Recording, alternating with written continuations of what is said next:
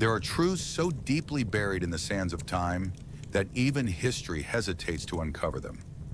We like to think of ancient Egypt as a civilization of gold and gods, of mighty pharaohs and sacred temples.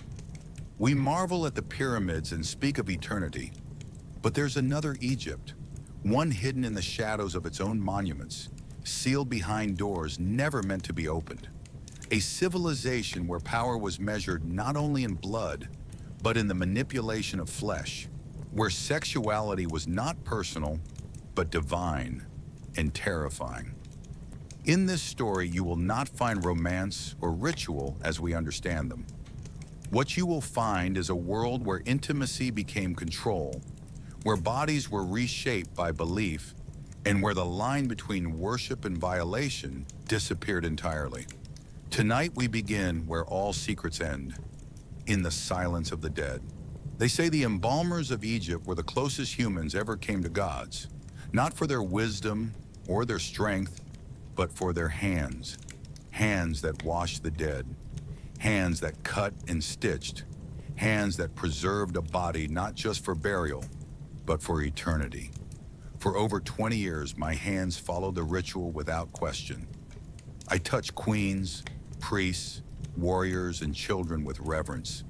I carved symbols into the skin. I filled hollows with resin and linen. I whispered prayers as I sewed the mouth closed. I believed I was giving the dead what they deserved, a body fit to meet the gods. But that belief would die the night she arrived. She was brought to me before sunrise. I remember the way the light hadn't yet touched the eastern stones. 4 palace guards carried her body on a wooden stretcher, wrapped loosely in cloth. They didn't speak. They didn't meet my gaze.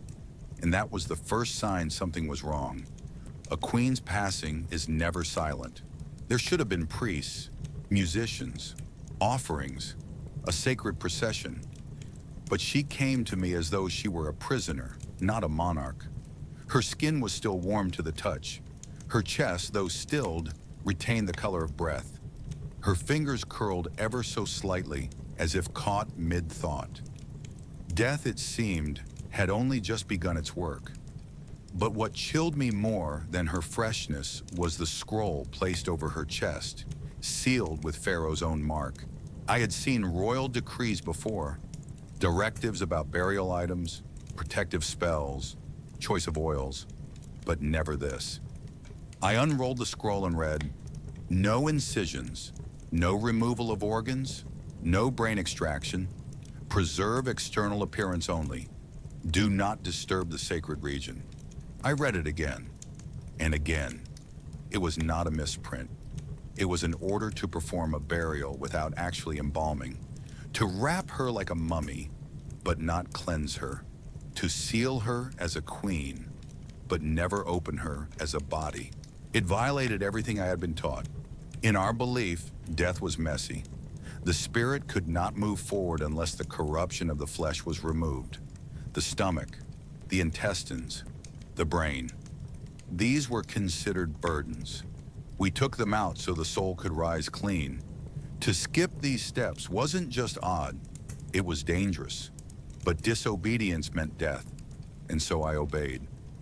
I prepared the oils, lotus, myrrh, cedarwood, and I began to cleanse her skin. The scent filled the chamber. Her neck, her shoulders, her arms. I moved slowly, methodically, as I had done 100 times. But when I reached her lower abdomen, my hand froze. Something was missing. Not by accident, not by decay, by design. Where her sex should have been, there was a smooth, sealed wound. No infection, no tearing, just absence.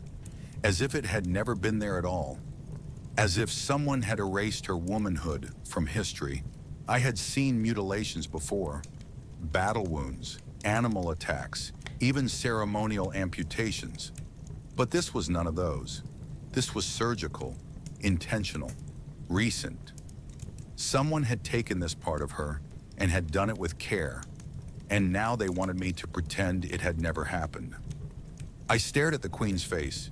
Even in death, she looked composed, regal, but that calm was a mask, stitched onto flesh by hands like mine.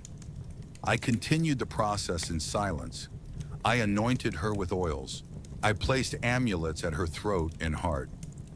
I wrapped her in linen from the feet upward, binding her in layers of memory and myth. I left the face exposed.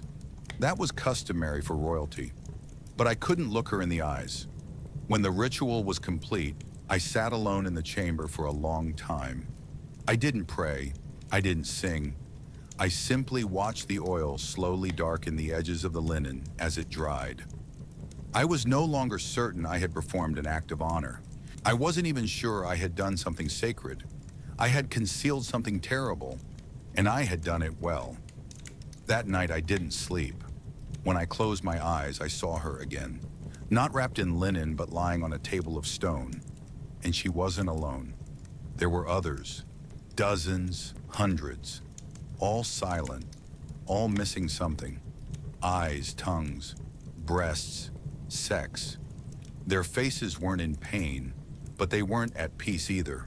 And in the dream, I heard a voice, not loud, not angry, just steady, like water dripping in a tomb. It said, they were not preserved, they were perfected, for worship, for display, for silence. I woke before dawn, drenched in sweat. The dream clung to me like wet linen, and I could not let it go. That day I returned to the hidden archives, the private records kept by embalmers, but never shared with priests. I pulled every file I had access to, noble women, priestesses, royal sons. The pattern was there. 7 royal women in the last decade, each embalmed without incision. 3 men, each with alterations recorded but not explained. 1 prince, a boy of 12, marked as castrated before death. That note should never have existed, but it did, and it confirmed what I feared. This was not the first time. It would not be the last. I thought of my old mentor, Ayum, a man once revered for his precision, until he returned from preparing the corpse of a young priestess and stopped speaking entirely. He scratched strange glyphs into the walls of his chamber, repeating the same phrase over and over again. They are not dead. They are unfinished. We thought he had gone mad, but maybe he had simply seen what I now had. That evening, I began writing my own scroll, a secret one, not for tombs, not for kings, for anyone who might someday need the truth. I wrote about the queen, about her body, about the lie I had helped preserve, and I ended with this. I am not just an embalmer. I am the witness to something ancient and monstrous, a ritual of erasure dressed in linen and gold. I folded the scroll and sealed it in clay, buried it beneath the floor, not to preserve the body, but to preserve the truth. Because one day someone will ask why the dead look so perfect. And I hope they will know. Perfection was the price of silence. In the temples of ancient Egypt, there were no closed doors between the flesh and the divine, no boundaries between the sacred and the sensual. To modernize, this is difficult to imagine. We are taught to separate pleasure from prayer, desire from discipline. But in the world of the pharaohs, every act of intimacy, every touch, every cry, every climax was not just tolerated, it was holy. They believed the body was a temple because the gods lived in the body. Creation itself, they taught, had not come from nothing, but from the self-pleasure of a god. Atum, the primeval deity, had brought forth the world by releasing his seed into the void. The Nile, in turn, was seen not as a river, but as a celestial ejaculation, divine essence flowing from the loins of the heavens. This was not poetry, it was law. It was cosmology, and it shaped the way Egyptians viewed the human form, the purpose of sex, and the role of the body in worship. When a priestess danced before a statue of Hathor, goddess of love, she did not perform for the people. She performed for the divine. Her movements were slow, deliberate, erotic, but not in the way we think of seduction. Her purpose was not to arouse men, it was to arouse the gods. Every sway of her hips was an offering, every unclothed gesture a hymn. Those watching did not lust. They knelt. The temples held special chambers for such rituals, small rooms hidden behind stone doors, lit only by oil lamps and scented with burning resin. Within these walls, priests and priestesses would engage in what they called divine union, acts of physical intimacy meant to mirror and sustain the cosmic balance. Sometimes it was between two people, sometimes more. Sometimes it was with no partner at all, an act of solitary devotion offered to the heavens. But this was not freedom. It was structure. There were rules, scripts, timings dictated by the stars, positions aligned with astrological houses. The body was no longer private. It was public property of the gods. What we would call intimacy, they called alignment. It was worship by anatomy. Children were taught this early, not the acts, but the meaning. In the schools attached to the larger temples, young acolytes memorized hymns that spoke of breasts as sacred symbols of fertility, of hips as channels of divine power. They learned diagrams of the human body alongside maps of the heavens. By adolescence, some would be chosen, marked as pure vessels. These were not euphemisms. These were designations. Their virginity made them valuable not for morality, but for ritual. There are papyri, rarely shown, that detail such ceremonies. Scrolls that describe the exact moment a god is believed to enter the body of a participant, transforming flesh into sanctified conduit. Those chosen for this role, male or female, were not considered lovers. They were seen as hosts. And when the ritual ended, they were often secluded for days, bathed repeatedly in sacred oils, purified of the divine presence. Not everyone who participated believed they had a choice. Many were slaves, others children of noble houses, given to the temple as offerings. Their bodies became currency, tokens to prove a family's piety. And yet, even those who felt pride in their role often suffered in silence, because the gods may have been pleased, but the humans still bled. The line between spiritual ecstasy and physical pain blurred easily. Some rituals demanded endurance, others required control over the body to the point of numbness.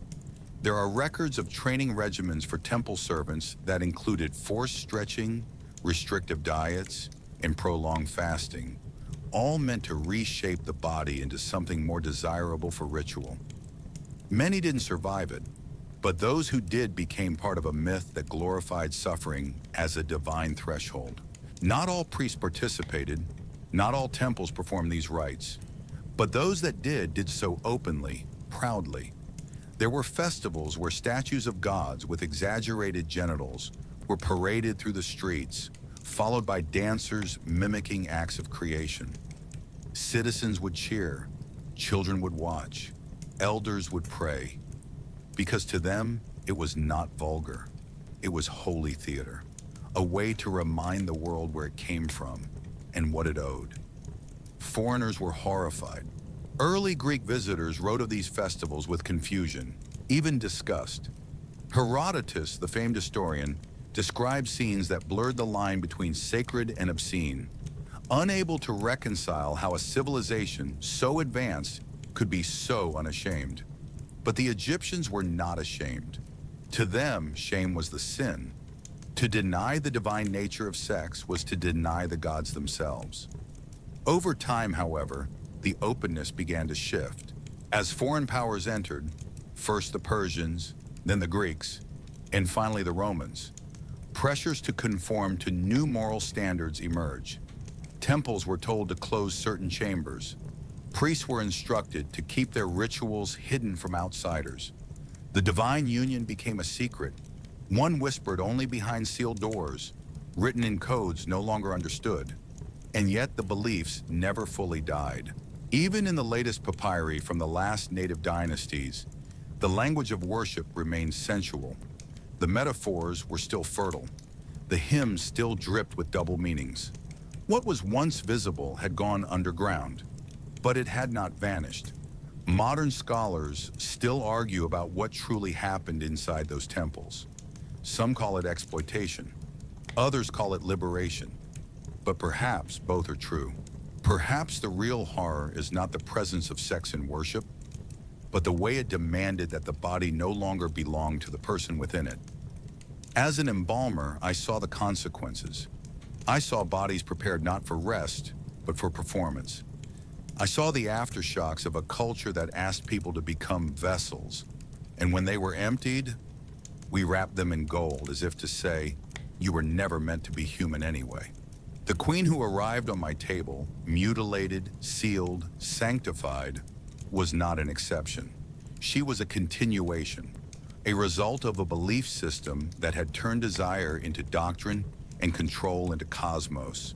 Her silence was inherited, her sacrifice ritualized, and I, the one meant to preserve her, had become the final participant in a rite I never agreed to. In ancient Egypt, a king's greatest power wasn't measured by the battles he won or the monuments he raised. It wasn't counted in gold or weighed by the number of slaves he commanded. It was something far more intimate and infinitely more sacred. It was his ability to ejaculate, and not merely in private, but in public, as proof of divine alignment. To modern ears, that sounds like exaggeration, a vulgar distortion of some forgotten rite. But to the Egyptians, it was cosmic necessity, because in their worldview, the pharaoh was not just a man, he was a living god, a physical incarnation of Horus, the son of the sun, and his body, his sweat, his breath, his seed, was imbued with supernatural consequence. When he touched a woman, the land stirred. When he climaxed, the Nile was said to swell. His sexuality was national stability, and if he faltered, the world could unravel. The myth was rooted in creation itself. According to the oldest stories, the god Atum, alone in the primordial void, brought forth existence by pleasuring himself. His ejaculation birthed the first gods. From his body came air and moisture, light and darkness, order and chaos. This act of self-stimulation was not shameful, it was sacred, the beginning of all beginnings.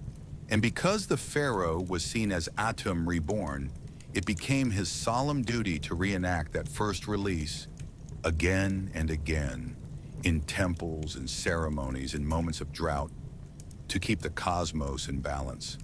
One ritual, now largely erased from textbooks, was known as the Rite of Divine Arousal. It took place during a festival marking the Nile's expected flooding. The king, dressed in linen so sheer it was nearly transparent, would ascend to the temple rooftop. There, before the gods, and in full view of priests and chosen witnesses, he would masturbate into the river, not as a private act, but as a command. Let the waters rise. The seed of the pharaoh was believed to carry life itself. To release it was to call the flood. To fail was to tempt famine. But it wasn't always symbolic. In some eras, the ritual involved women, priestesses trained not only in sacred songs, but in the mechanics of divine stimulation. Their bodies were not considered mortal in those moments. They were avatars of Hathor, of Isis, of fertility goddesses whose role was not to seduce but to summon. These women were taught to maintain eye contact during climax, to chant hymns in time with the pharaoh's breath, to moan at the exact moment the temple drum signaled the flood was coming. If they succeeded, they were exalted.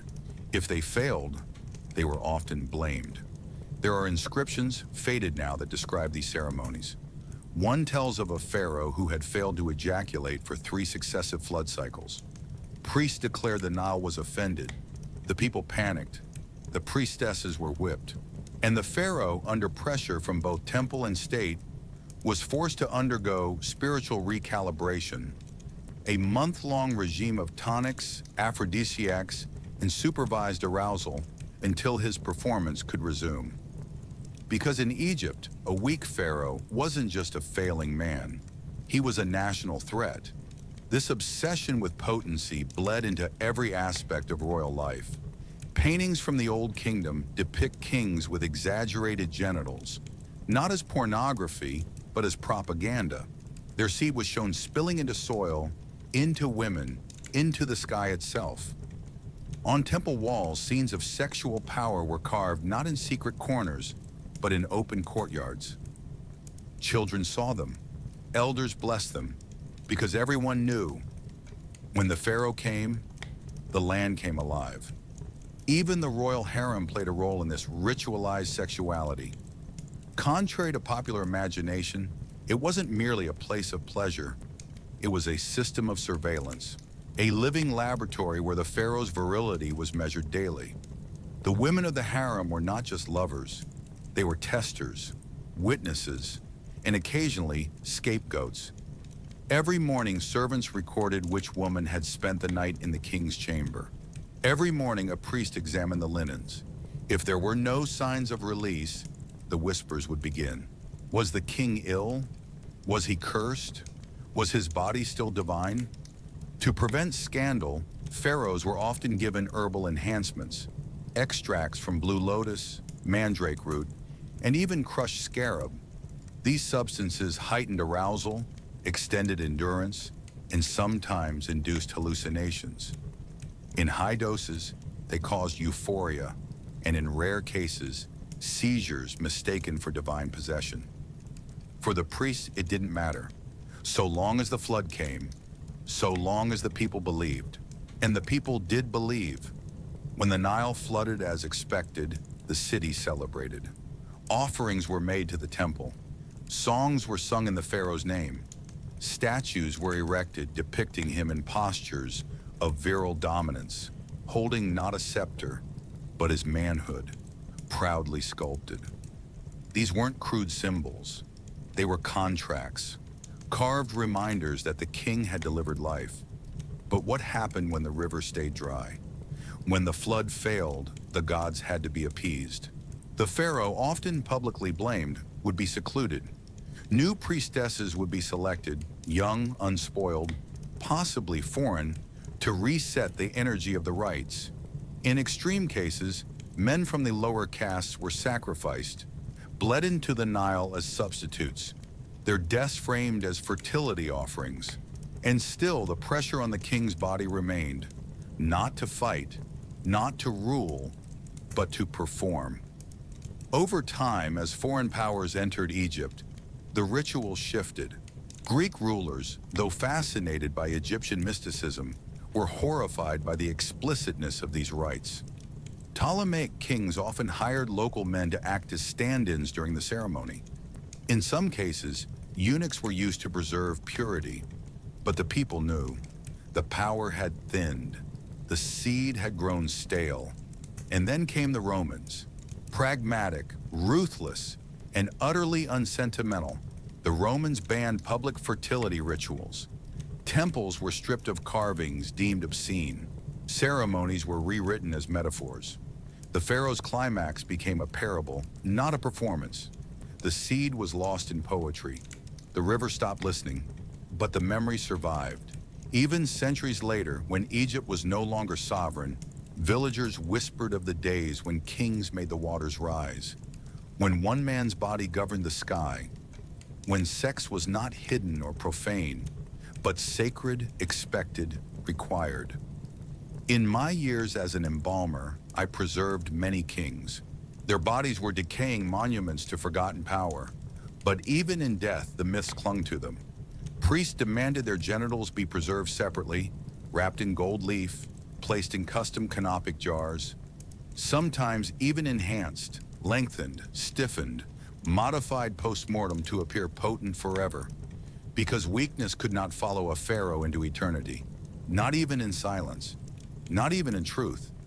And so we embalmed their myths, not their flesh. And the river eventually forgot their names. In Egypt, architecture was not designed for comfort. It was designed for power. The towering pillars, the endless corridors, the ceilings painted with stars, all of it served a purpose far beyond the aesthetic. Temples were machines of control, And within them, rooms existed that were never mentioned in scrolls or praised in hymns. These were not halls of worship, but chambers of transformation, and sometimes mutilation. The official maps of the great temples, Luxor, Karnak, Edfu, show a predictable layout: the outer courtyard, the hypostyle hall, the sanctuary. Everything aligned with the sun, with symmetry, with the heavens. But beneath these formal structures were interior zones, complicated webs of hidden staircases, subchambers, and narrow passageways carved out not for the gods, but for the rituals no god would claim openly. These were the rooms of ritual. They were small, often windowless, some no larger than a storage closet. The walls were smooth, sometimes tiled, sometimes coated in plaster and pigment, always easy to clean. No art adorned them, no inscriptions explained their purpose, but their function became clear the moment you stepped inside. The floors were slightly concave so fluids would collect toward the center. Bronze rings embedded in stone offered discrete points for restraint. Hooks were built into walls at shoulder height, some decorative, most not. And in the corners, jars of scented oils and linen strips stood beside sharp tools wrapped in cloth. To a modern eye, it might resemble a torture chamber, but to the priests, it was a sacred stage, a laboratory where the divine met the carnal. The initiates called these places the wombs of renewal. That was the euphemism. They claimed what happened inside was rebirth, a shedding of impurity, a passage into closeness with the divine. But in reality, these were the spaces where the human body was made to submit, spiritually, physically, permanently. Not all who entered left changed. Some were merely present as witnesses to prove obedience. Others were invited to participate, to touch, to test, to endure. But there were also those brought in not for ceremony, but for sacrifice. One of the most disturbing discoveries came not from papyri, but from the walls themselves. In the Temple of Dendera, hidden behind a sealed stone door for centuries, archaeologists found a chamber with faint etchings, not of gods, but of human figures in contorted positions. Not celebratory, not erotic, just quiet outlines, anonymous. And in one corner, a single phrase scratched in haste. They said I would see the stars. Perhaps that was the promise, that through pain, through submission, one could reach something greater. That the body was the final veil between the soul and the eternal. And in some minds, tearing that veil was holy. The priests believed that certain acts, when performed in these rooms, could channel divine energy. That the screams, if timed correctly with chants, would open celestial gates. That tears could activate the protection of Hathor. That climax in pain or pleasure could summon gods to inhabit the vessel. But more often than not, these chambers served political purposes cloaked in spiritual language. A nobleman accused of treason might be brought here, not for interrogation, but for purification. A rebellious priestess might be cleansed in ritual, her body broken until her soul submitted. And when it was over, she would emerge not just scarred, but erased. Reborn, yes, but into silence. There are stories of pharaohs themselves using these rooms, not as participants, but as spectators, watching from behind veils, judging who was worthy. Some were said to use these rites as loyalty tests, offering priests and acolytes the chance to prove their devotion not through prayer, but through what they were willing to suffer or inflict. In one preserved tablet from the reign of Amenemhat III, a passage describes the trial of the flesh, in which a high priest had to endure 7 levels of bodily discipline, each more invasive than the last. Only by remaining silent through the final level, the incision of devotion, could he be named servant of the Hidden One. It is unclear whether he survived. These rites were never performed in public. They were known but unspoken. Even among temple scribes, the euphemisms were layered: the room of winds, the place of echoes, the cradle of the second birth. But the outcomes were always the same: When someone went in, they emerged either changed or not at all. In my years as an embalmer, I prepared several bodies with unmistakable marks, deep ligature bruises, patterned scarring, signs of deliberate mutilation. But no family asked questions. No priest offered explanation. The death was always deemed divinely administered. I remember one young boy, no older than 14, whose spine had been partially broken. His hips twisted unnaturally. His fingers were crushed inward, as if he had clung to something in his final moments. When I opened his mouth to insert the resin-soaked linen, I found his tongue had been cut. A ritual silencing, yet his eyes remained open, wide, dry, and staring. I closed them gently. Later, I found his name scratched faintly on the inside of a linen wrapping. Ka-Em-Sekhem, a name that meant he who appears in power. But in death, he was anything but powerful. He had entered the room of ritual, and the gods had left him empty. I sometimes wonder what those priests thought as they led others into those chambers. Did they feel holy or just afraid? Were they acting out ancient beliefs or protecting their own status through cruelty, masquerading as tradition? Because architecture, like myth, can be weaponized. We build spaces to hold our gods, but sometimes we build them to hide our monsters. And when the walls are thick enough and the doors heavy enough, the screams become part of the ritual, not an interruption. But the point, in the temple courtyards of ancient Egypt, long before sunrise gilded the pillars with gold, a sound would rise from the sanctuaries, soft, ethereal, almost inhuman in purity. It was the sound of boys' voices, high, unwavering, unaged. They sang hymns in tones so perfect, so haunting, that even priests claimed the gods paused to listen. But those voices, they came at a cost. In a civilization that believed every vibration carried sacred energy, sound was not merely art, it was power. A perfectly pitched voice could stir the divine, direct spiritual force, align the body with the eternal. And so, from the earliest dynasties, the temples sought to preserve such voices, not just in memory, but in flesh. If a child singing brought goosebumps to the arms of a priest, he would be selected. If his pitch held steady through prayers, he would be offered. And if his tone did not tremble when facing the gods, he would be taken from his home, taken from his family, taken from the future his body was meant to know.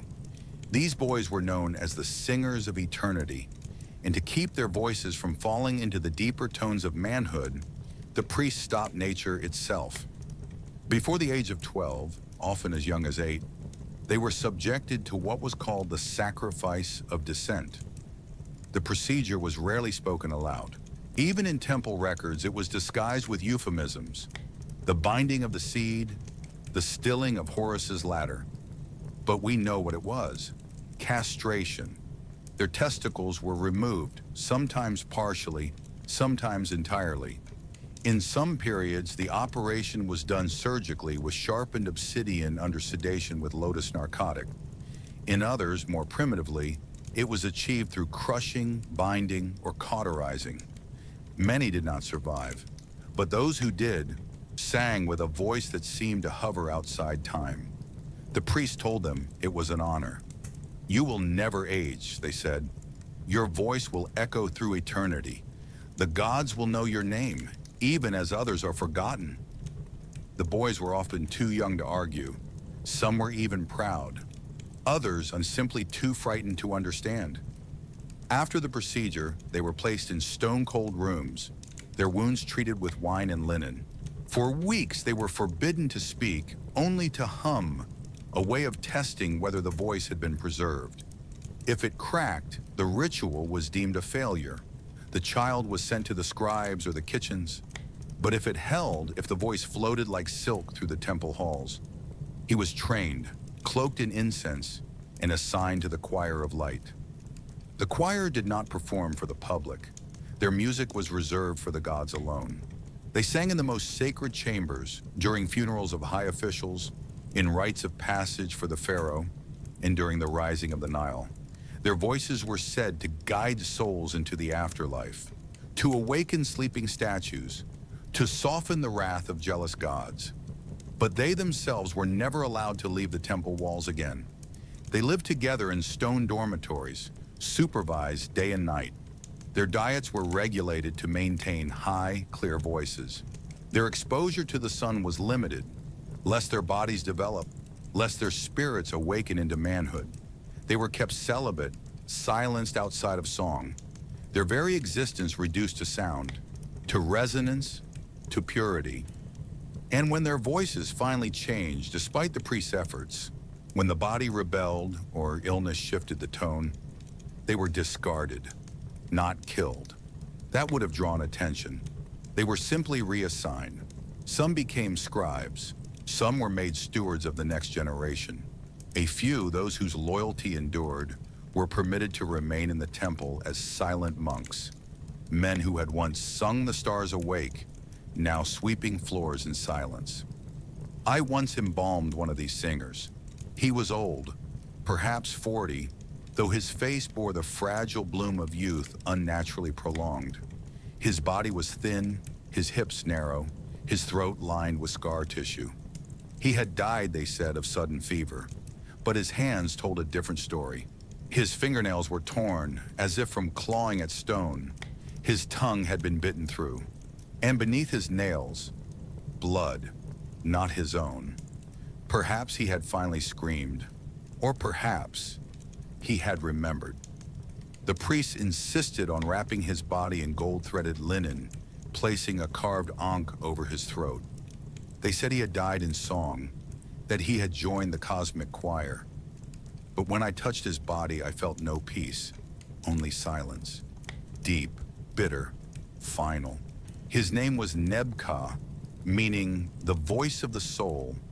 And yet, when I peeled back the bandages from his chest, I found a single word scratched faintly into his skin. By his own hand, perhaps, in those final hours. Stolen. He had not given his voice freely. It had been taken, worshipped, and when it no longer served, forgotten. I have often wondered, were the gods truly listening? Did they hear the hymns of the castrated choir? Did they respond? Or were they as silent as the priests who orchestrated it all? Temples rise, statues fall.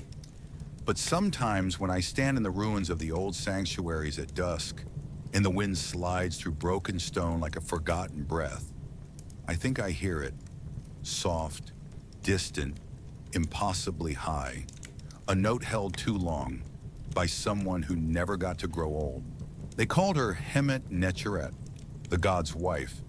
It was a title of great prestige, whispered with reverence from Thebes to Memphis. To be chosen was considered a sacred honor, the highest rank a woman could attain within the temple hierarchy. Mothers wept with joy when their daughters were selected. Fathers offered sacrifices to celebrate the divine match. The people believed the girl would live in splendor, clothed in gold, perfumed with myrrh, caressed by the favor of the gods themselves. But inside the sanctuaries, the truth was colder than stone. The bride of the god did not marry a man. She married a statue, a towering, unmoving idol carved from black basalt or gold-laced granite. Sometimes it was the god Amun, other times Osiris or Horus. But it was always a being too ancient, too eternal to speak. And yet she was expected to please him. The rituals began on the night of her investiture. She would be bathed in lotus-scented water, then shaved of all body hair by temple priestesses, her skin anointed with sacred oils said to awaken the senses of divine beings. Then, clothed only in a sheer white linen veil, she would be led by torchlight into the Holy of Holies, the inner sanctuary of the temple where the god resided. There, before the unblinking eyes of the idol, the ceremony began. First, the vows, not spoken aloud, but whispered by a high priest on her behalf. Promises of obedience, of fidelity, of fleshly devotion. Then came the presentation. The bride was posed before the statue, arms outstretched, head lowered, the veil removed. The priest chanted hymns of union, while musicians played harps and slow, winding rhythms meant to mimic the god's desire awakening. But the god, of course, did not move. He never did. And so, others did. Sometimes the high priest would take the bride's hand and place it upon the feet of the statue. Sometimes he would lead her to kneel before it. And sometimes, in later hours, when the temple grew quiet and the torches dimmed, she would not be alone in that chamber. No scroll admits to what happened next, but fragments remain, etched in the margins of forbidden papyri, buried in tomb walls never meant to be found. One speaks of a bride, anointed with the seed of divinity by hand of the intermediary. Another, more blunt, tells of nightly rites in which the priest wore the mask of the god and entered the vessel of his bride. The logic was always the same.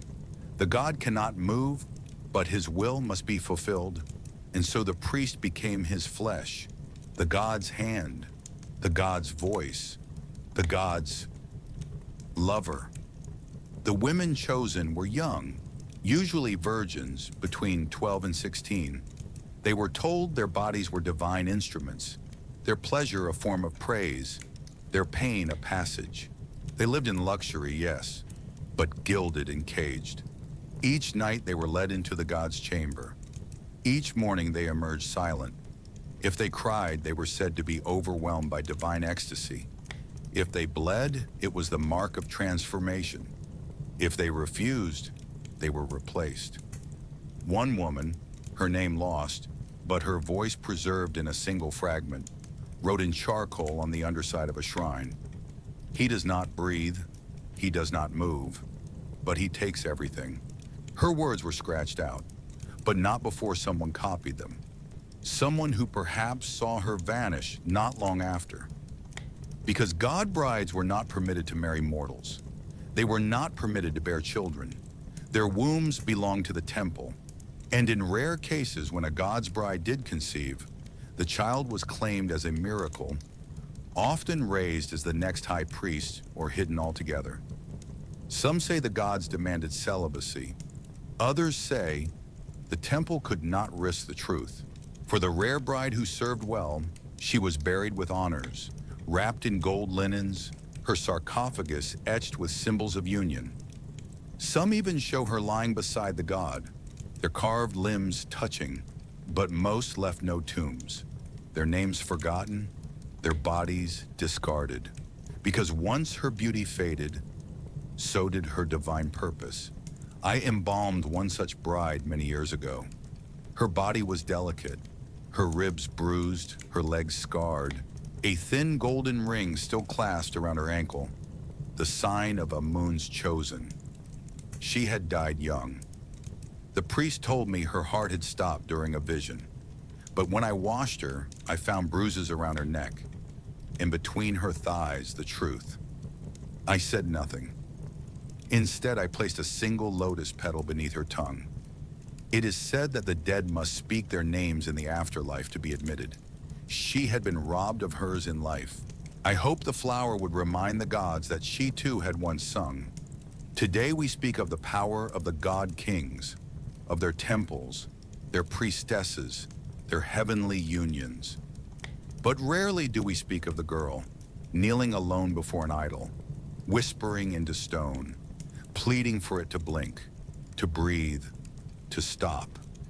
And in the silence, hearing only the echo of her own body, offered again and again to something that never loved her back.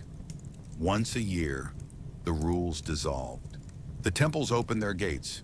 The statues were dressed in garlands, and the streets of Thebes, Heliopolis, and Memphis overflowed with flowers, wine, and flesh. They called it the Festival of Drunkenness. But that name, mild as it sounds, conceals a ritual of such excess that even foreign ambassadors refused to write it down in full. And yet, for the people of Egypt, it was not scandal. It was salvation. The origins lay in the myth of Sekhmet, the lion-headed goddess of vengeance and blood. According to the old story, mankind once defied the gods. In response, Ra sent Sekhmet to punish them. She descended in fury, tearing through villages, devouring bodies, bathing in blood. The gods could not stop her. The world teetered on extinction. And so to calm her, Ra tricked her with beer dyed red to resemble blood. Sekhmet drank. She grew drunk. She slept. And when she awoke, her rage had passed. Mankind was saved. Each year, the Egyptians reenacted this myth to ensure it would never happen again. But the reenactment was more than a play. It was a ritualistic collapse of restraint, a letting go so complete that the gods might be sated for another year. The festival began at sundown. Thousands gathered in temple courtyards, drinking strong beer mixed with mandrake and fermented pomegranate. Music filled the air, slow, pulsing rhythms meant to dull the mind and ignite the body. Dancers moved in circles, clothes loosened, garlands fell. And as the stars emerged above, so did the hands. Touch was encouraged, boundaries blurred, wives left husbands, fathers blessed daughters. The priests, watching from behind incense screens, whispered blessings as strangers collapsed into one another on the cool stone. This was not entertainment. This was sacrifice, not of blood, but of control. To give oneself over to pleasure was to mimic Sekhmet's descent into madness. And by doing so, the people believed they were absorbing the goddess's rage, neutralizing it with their own ecstasy. Some festivals lasted a single night. Others spanned days. It is said that in the reign of Thutmose III, the celebration endured for 7 days and nights, during which no work was done, no laws enforced, and no memory kept. And that was the point. Memory in this context was the enemy. You were meant to forget yourself, to dissolve into the mass, to become neither man nor woman, but vessel. Vessel for the goddess, for the earth, for the cycle of life and death. What mattered was release, physical, emotional, spiritual. But there were always those who paid more than they gave. Young acolytes, chosen to be bringers of joy, were trained weeks in advance. Their role was to initiate those who hesitated, to take the hands of the reluctant, to guide the old, the nervous, the ashamed into surrender, sometimes gently, sometimes not. Their bodies were not theirs that night. They belonged to the temple, to Sekhmet. I found one such body years later, buried hastily beneath the foundations of a collapsed shrine. She was no more than 15. Her wrist bore the telltale lines of priestly bangles. Her pelvis was shattered, her mouth still open, as if caught in a breath that never finished. They had called her the Flame, a living stand-in for the goddess. And when the flame burned too bright, they smothered it. Even outside the temples, the lines dissolved. Commoners engaged in what they called sacred union. Strangers met under fig trees. Boys climbed rooftops to watch. Women who became pregnant during the festival were believed to carry divine children, offspring of gods. They were rarely questioned. In fact, they were often celebrated. But what of those who did not consent? What of the slaves dragged into the courtyards? The children whose divine birthright came too early? The wives who disappeared during the second night, never to be seen again? The gods did not answer. And so the people told themselves, if pain happened during the ritual, it was the goddess working through us. If someone broke, bled, or screamed, it was Sekhmet's echo, cleansing the world. Because chaos, they said, was holy once a year. But I have stood in the places where that chaos bled into eternity. I've seen the stains in temple stone where oil and blood mixed. I've held the bones of festival victims whose hips were fractured from too much worship. I've unwrapped the bodies of temple singers who were gifted to the goddess and returned silent forever. There is one skull I remember still, small, cracked at the base, with bite marks across the brow. It belonged to a boy no older than 10. The high priest told me he had fallen during dance, but his teeth had been knocked out from within. I placed a single bead of carnelian in his hand. They said Sekhmet drank blood. I hope she chokes on his. And yet, even now, thousands of years later, the ruins still hold the rhythm. When you stand in the courtyard of Karnak at dusk, when the shadows grow long and the pigeons fall silent, you can feel it. The pulse beneath the stone, the breath between columns, the heat that rises from nowhere, as if the festival never truly ended, only buried. And I wonder if the goddess still waits, not for beer, but for bodies. In Egypt, death was not an end. It was a journey. The tomb was a vessel, the body a map. The soul, split into many pieces, needed guides, guards, nourishment, and yes, companionship. And for the great ones, the nobles, the priests, the pharaohs, that companionship was not merely symbolic. It was living, breathing, flesh and blood, buried with them. The practice was never openly declared. You won't find it chiseled on temple walls or praised in hymns. It was not a tradition for the common man, nor even for most elites, but for the highest of the high, for those believed to be divine. Their tombs were populated not just with servants made of painted wood, but with people, real ones, young ones, often untouched ones, virgins.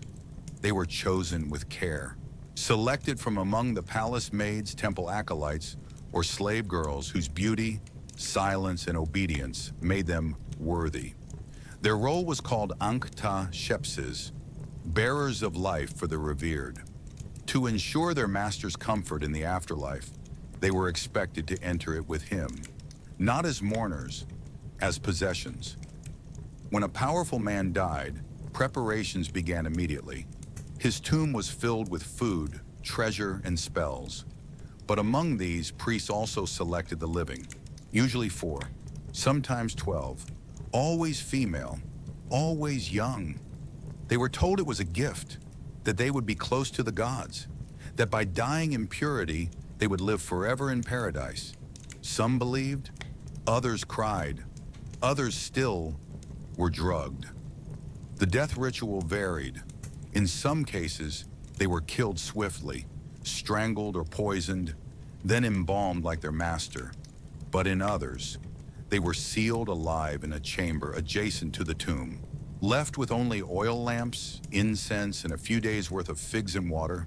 The doors were closed, the air grew thin, and their cries were muffled by layers of limestone and sand. In the Valley of the Kings, archaeologists discovered a tomb with 5 sarcophagi arranged in a circle around the main burial. Each contained the body of a girl between 10 and 14. All had perfect teeth, no signs of injury, no amulets. Their arms crossed over their chests, their faces frozen in expressions of peace or perhaps surrender. But not all were so fortunate. I once helped embalm a girl exhumed from a collapsed shaft in Saqqara. She had no wrappings. Her hair was matted with blood, her nails cracked from scratching at stone. Inside her mouth, a dried petal, a rose preserved by death. The priest called her she who waits, but no one came. The belief, they said, was that a virgin soul would remain loyal, untouched by earthly desire, untainted by love. She would serve the dead in purity, carry messages across the veil, soothe him in his restless nights. But what of her own nights, her own sleep, her dreams? Were they stolen the moment she was chosen? In some tombs, traces remain, tiny handprints on the walls, scratched prayers carved into the stone. One reads, "I do not know his name. I was told to love him." Another, "If I close my eyes, may I wake somewhere else?" The priests claimed the girls were honored, that their sacrifice ensured the afterlife flowed smoothly, that without them, the soul of the master would become restless, vengeful, even lost. So they buried them with perfume, with oils, with soft linens and ivory combs. as if such kindness could soften the cruelty. But I embalmed their silence. The girls' bodies came to me like whispers, slight, weightless, often bruised from the stillness they were forced to keep. Some still held beads in their palms, tokens from their mothers. One had a lock of hair tied with red thread, tucked inside her tunic. She had no name in the temple records, only a number. Even in death, she was inventory. And yet, the practice endured. As late as the 20th dynasty, there are mentions, carefully veiled, of accompanying spirits entombed near the highborn. One scroll notes, "He is comforted by their music still," but no instruments were found, only jawbones clenched, only fingers curled against stone. Not all Egyptologists accept these stories. Some say the evidence is circumstantial, that we cannot be sure these girls were buried alive, that we project too much darkness onto an ancient light. But I have touched the darkness, I have held it. It lingers in the folds of the linen, in the tilt of a skull, in the strange absence of charms on a child's corpse. These were not burials of honor. These were disappearances, erasures, quiet murders painted in gold. And when the tombs collapsed, when the sands shifted, their screams became echoes, trapped in rock, waiting for someone to hear. Now and then, when I stand in the ruins of a noble's grave, I listen. And in the wind that drags through the broken stone, I think I can still hear them. Not crying, not begging, just asking, why me? In ancient Egypt, death was not an end, but a continuation, a delicate transition from one world into another. The tombs were not coffins, but homes, meticulously prepared for the long journey across the veil. The kings and nobles who believed themselves halfway to divinity carried with them more than treasure. They brought tools, servants, prayers, and sometimes people, not statues carved of wood or stone, but breathing, trembling lives. Girls chosen to be buried with their masters, their youth seen not as innocence, but as spiritual currency. These girls were often plucked from temple schools, orphan lines, or palace servants, young, unwed, untouched. Their selection was framed as a blessing, a sacred duty, an invitation to walk beside greatness into eternity. The priest spoke softly with honeyed words, offering lotus oils and golden bracelets to still their shaking hands. They were given new names, daughters of the horizon, voices of the west, bearers of the flame. But beneath the silk and perfume, they were little more than offerings, not killed in rage or hatred, but placed in the tomb as though they were jars of oil or baskets of bread, necessities for the afterlife. In some cases, they were sedated before death, fed mixtures of mandrake, wine, and myrrh, then laid beside their master and smothered quietly with linen. In other cases, more brutal ones, they were locked in airless chambers, sealed alive, clutching flickering lamps and small bowls of water. Archaeologists once found a hidden shaft in Thebes with 3 such girls. Their skeletons were curled, fingers clawed into the stone walls, mouths frozen open. Each wore a simple amulet with the sign for obedience. None had names. The walls bore no inscriptions. Their existence was meant to be forgotten. I remember preparing one such girl. Her body was slender, delicate, no older than 13. Her skin was bruised around the shoulders, her nails chipped, her eyes wide even in death.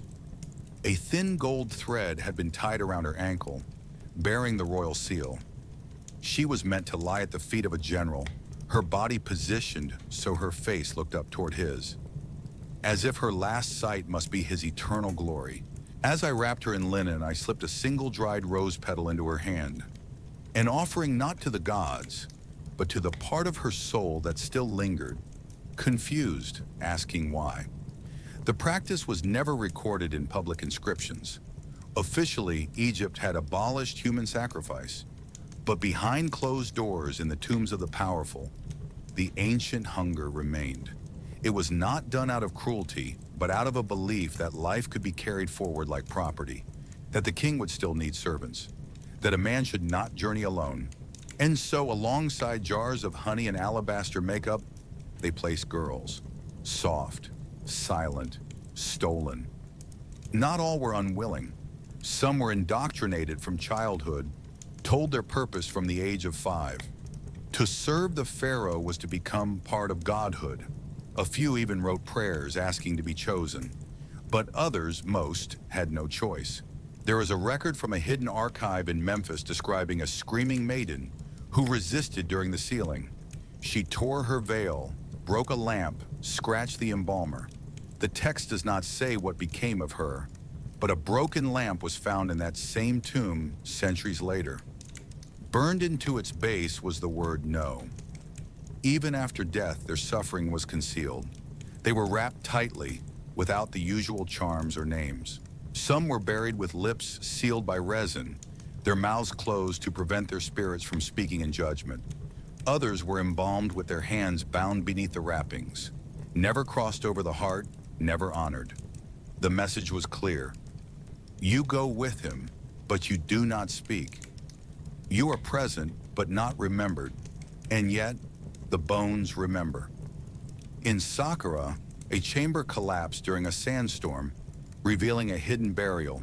6 girls in a semicircle, all facing inward, all buried alive. The air had turned to poison slowly. Some clutched amulets, others had fingernails embedded in the stone.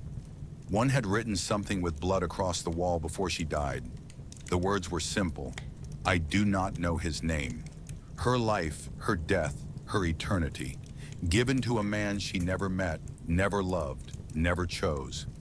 Some modern historians argue that these stories are exaggerated, that the tomb girls may have died of illness, that the positioning was symbolic, that we see horror where there was only ritual. But I have held the skulls, I have cleaned the bruises from the ribs, I have measured the scars on the pelvis and the resin still trapped in the throat. These are not accidents. These are silences designed, sacrifices buried not with honor, but with haste. One girl haunts me still. She was called the Lantern in a faded scroll, meant to light the pharaoh's path in the next world. Her hair had been braided with gold wire, her body painted with crushed lotus petals. She died curled beside the king's sarcophagus, one hand outstretched toward the edge of the tomb wall, as if reaching for something that never came. As I laid her in resin, I whispered her name, not her temple name, her birth name. It had been hidden in the margins of a linen record, almost erased. Her name was Satya. It means daughter of the moon. I hope the moon remembers her, even if history will not. Among all the shadows cast by ancient Egypt, none stretched longer or more quietly than the ones that fell across the royal bedchambers. Here inside the towering walls of golden palaces, where murals spoke of eternity and courtyards overflowed with lotus and linen, blood was not merely lineage, it was law. The blood of the gods, passed through flesh, could not be diluted. And so the pharaohs turned inward, toward their sisters, their daughters, sometimes even their mothers, not out of passion, but out of doctrine. Incest was not forbidden in Egypt's sacred halls. It was commanded. This was not whispered scandal, but divine mimicry. The gods themselves had laid the pattern. Osiris married Isis, his sister. Together they birthed Horus, 3 deities bound by family, crowned by myth. To imitate the gods was to approach them. And so, generation after generation, the royal house of Egypt repeated the cycle. A king would marry his sister not with shame, but with fanfare. A daughter, crowned queen consort, would be praised in hymns for keeping the bloodline pure, and the people accepted it because divinity, after all, was not supposed to look like them. Inside the palace, these arrangements unfolded with chilling regularity. Girls barely past childhood were dressed in ceremonial linen, adorned with gold and introduced to their fathers as gifts of the throne. The priests oversaw the unions, chanting blessings as child brides were led into chambers not meant for children. Some were told it was their honor, others were told nothing at all. There are fragments of scrolls from the 18th dynasty that mention the great wife and daughter, as though the two words were not at odds. One fragment, likely from the reign of Amenhotep III, records a dream of a royal daughter in which she is crowned in both blood and bed. No age is mentioned, only that she was chosen. In the tombs, these relationships are immortalized. Wall carvings depict queens holding hands with their fathers, heads tilted just so, their titles bearing both daughter of the king and wife of the divine.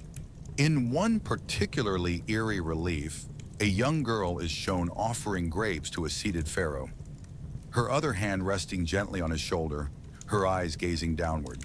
The caption beneath reads simply, "She, whom the god favors." She is unnamed. So many were. And while some historians argue these marriages were ceremonial, lacking in consummation, the medical evidence whispers otherwise. Remains of royal women show signs of childbirth by early adolescence. Pelvic damage, spinal curvature, ruptured tissue, injuries not caused by ritual or labor, but by being made to bear children long before their bodies were ready. There are records of miscarriages buried with offerings. Tiny coffins, barely the length of a forearm, sealed in alabaster and left beneath the feet of kings. The justifications were cloaked in poetry. Purity of blood was paramount. Foreign queens might bring alliances, but they could also bring rebellion. A sister would never betray the crown. A daughter raised within the sanctity of divine expectation was considered the safest womb for the next god king. But what safety did she know? Her name erased if she died in childbirth. Her story consumed by the myth she was forced to uphold. The gods were eternal, the girls were not. Perhaps the most haunting case is that of Ankhesenamun, daughter of Akhenaten and Nefertiti, and wife, possibly, of her own father before being wed to her brother Tutankhamun. She would go on to outlive them both, her body never found, her tomb never located. Letters exist in which she pleads for protection, for escape, even asking a foreign king to send her a husband so she would not be forced to marry another brother. These were not the words of a queen secure in her role. They were the words of a woman surrounded by blood and drowning in it. And what of the children born from these unions? Many were weak, sickly, or deformed. The royal tombs hide not only splendor, but tragedy. X-rays of Tutankhamun's remains reveal a malformed foot, a cleft palate, signs of inbreeding so severe that some speculate he could barely walk without assistance. He died young, likely in agony, buried with hundreds of walking sticks. They called him a living god, but his body tells a different story, one of fragility, of inherited pain passed down in golden rooms where no outsiders were allowed. The priests defended all of it. They claimed divine precedent. They pointed to the heavens, to the myths, to the sacred geometry of lineage. But they did not have to hold the girls afterward, when the ceremony was over and the crown pressed bruises into skin. They did not hear the silence left behind when a child queen was buried with no funerary texts, no charms, just a thin veil of royal linen wrapped over a bruised mouth. There is one mummy I remember, never publicly displayed. She was no older than 12. Her body had been expertly preserved, but her pelvis was fractured. Her wrists bore faint ligature marks. Inside her wrapping, a small ivory comb had been tucked near her ribs, likely her only personal possession. Etched on its back were 4 hieroglyphs: beloved, obedient, silent, eternal. She had no name, only titles, only duties. Even now, walking through the museum archives, I sometimes see her in my mind, her stillness, her eyes forever closed. And I wonder what she might have become if her blood had not damned her. Because in ancient Egypt, to be born royal and female was not a promise. it was a sentence. Among the sandstone courtyards and incense-choked sanctuaries of ancient Egypt's great temples, the priests moved like shadows, dressed in linen, heads shaved in purity, mouths sealed by oaths older than memory. They were considered the most sacred intermediaries between the gods and the living. But the gods did not always ask for prayers. Sometimes they asked for flesh. And in the corners of the temple that sunlight never reached, where the stones stayed cool even at noon, the priest kept a garden, not of flowers, not of herbs, but of girls. The existence of this garden was never inscribed. No hieroglyph declared it, no scroll dared name it, but its whispers remain, in personal letters buried under clay, in half-burnt papyri sealed beneath altars, in the slight wear on a doorframe that should have led nowhere. It was known among certain priestly orders as Kesem Asha, the garden of unseen fragrance, and it was said that what bloomed there was meant only for the gods. What that meant in practice was far more human. Girls were taken young, between the ages of 8 and 12. Some were orphans offered by the state, others were given as temple ties by families desperate for favor. A few were born inside the temple walls, children of acolytes or previous initiates, never allowed to leave. They were trained in music, in ritual dance, in the art of remaining still. They were told they were vessels, empty jars awaiting the divine to fill them. But the divine often wore the face of a high priest. In theory, the temple girls served the goddess. In practice, they served the men who served her. There were roles, of course.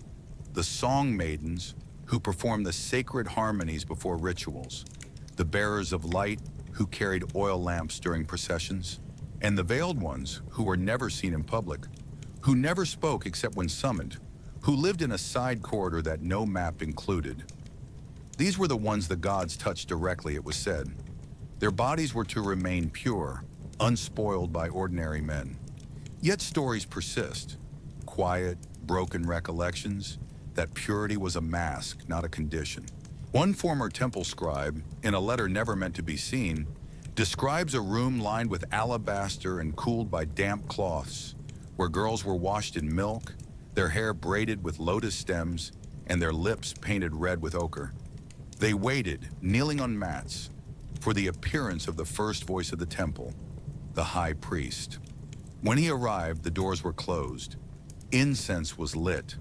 The gods, they said, required union, not symbolic, not metaphorical. It was justified always through ritual, each act of violation cloaked in sacred language.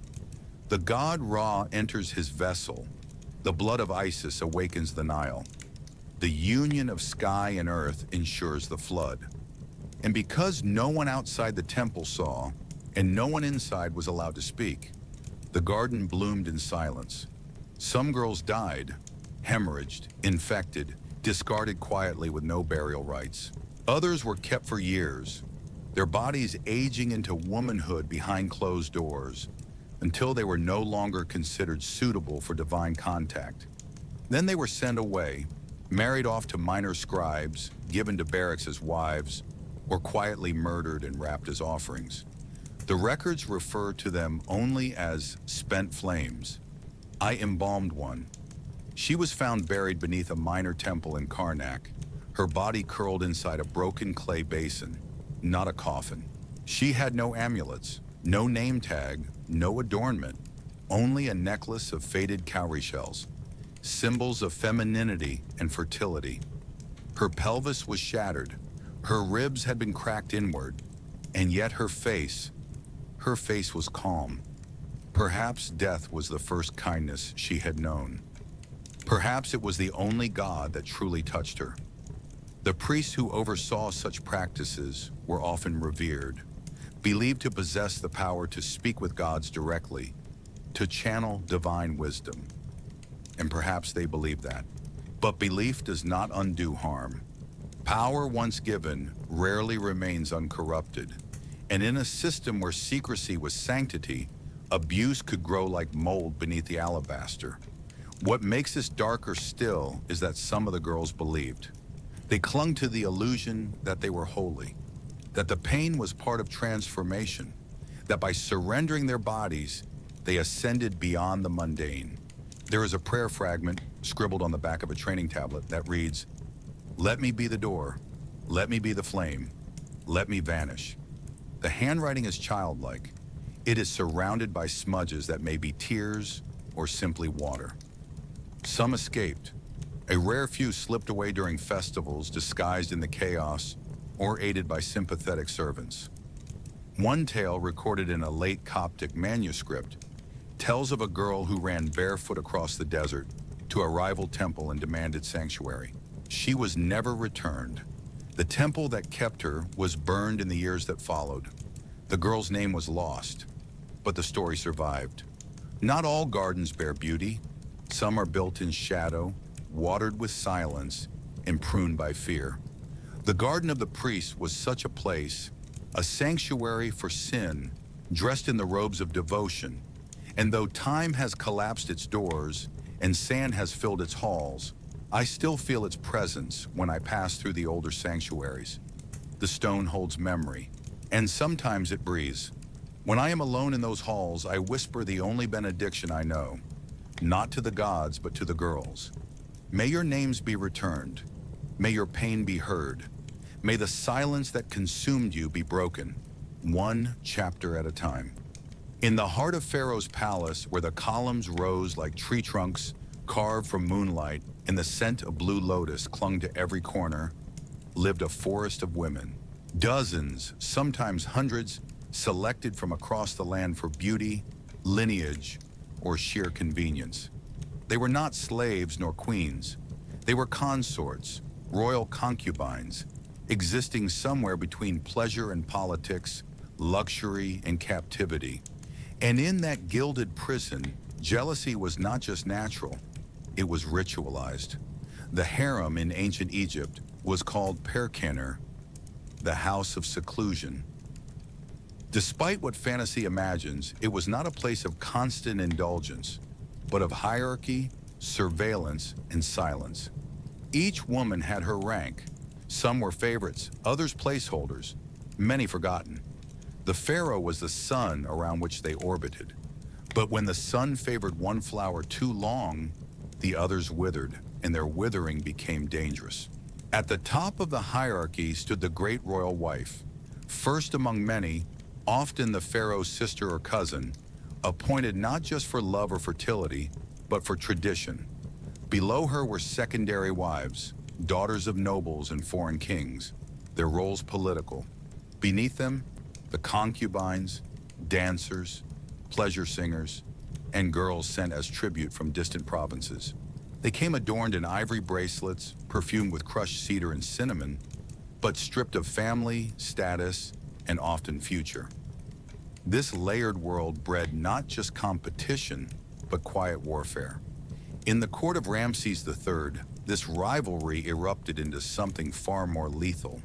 A woman named Tiye, one of his lesser wives, was driven by ambition and bitterness. Her son Pentaweret had no right to the throne, yet she believed he should wear the crown. And so she wove a conspiracy within the harem's walls, whispering in the ears of servants, bribing magicians, smuggling wax figurines shaped like the king's heart. She recruited other women, guards, even a palace clerk. Together, they plotted to kill the pharaoh during the Opet festival. The plot failed, but its aftermath revealed the harem's true nature, not as a place of indulgence, but of danger. A trial followed, detailed in the so-called harem conspiracy papyrus. Dozens were arrested, tortured, executed. Tiye herself was stripped naked and beaten. Her son, forced to take his own life, was buried without ceremony. Others were mutilated, their noses and ears removed, their names scratched from stone. The records describe the conspirators as those whose lust overcame law.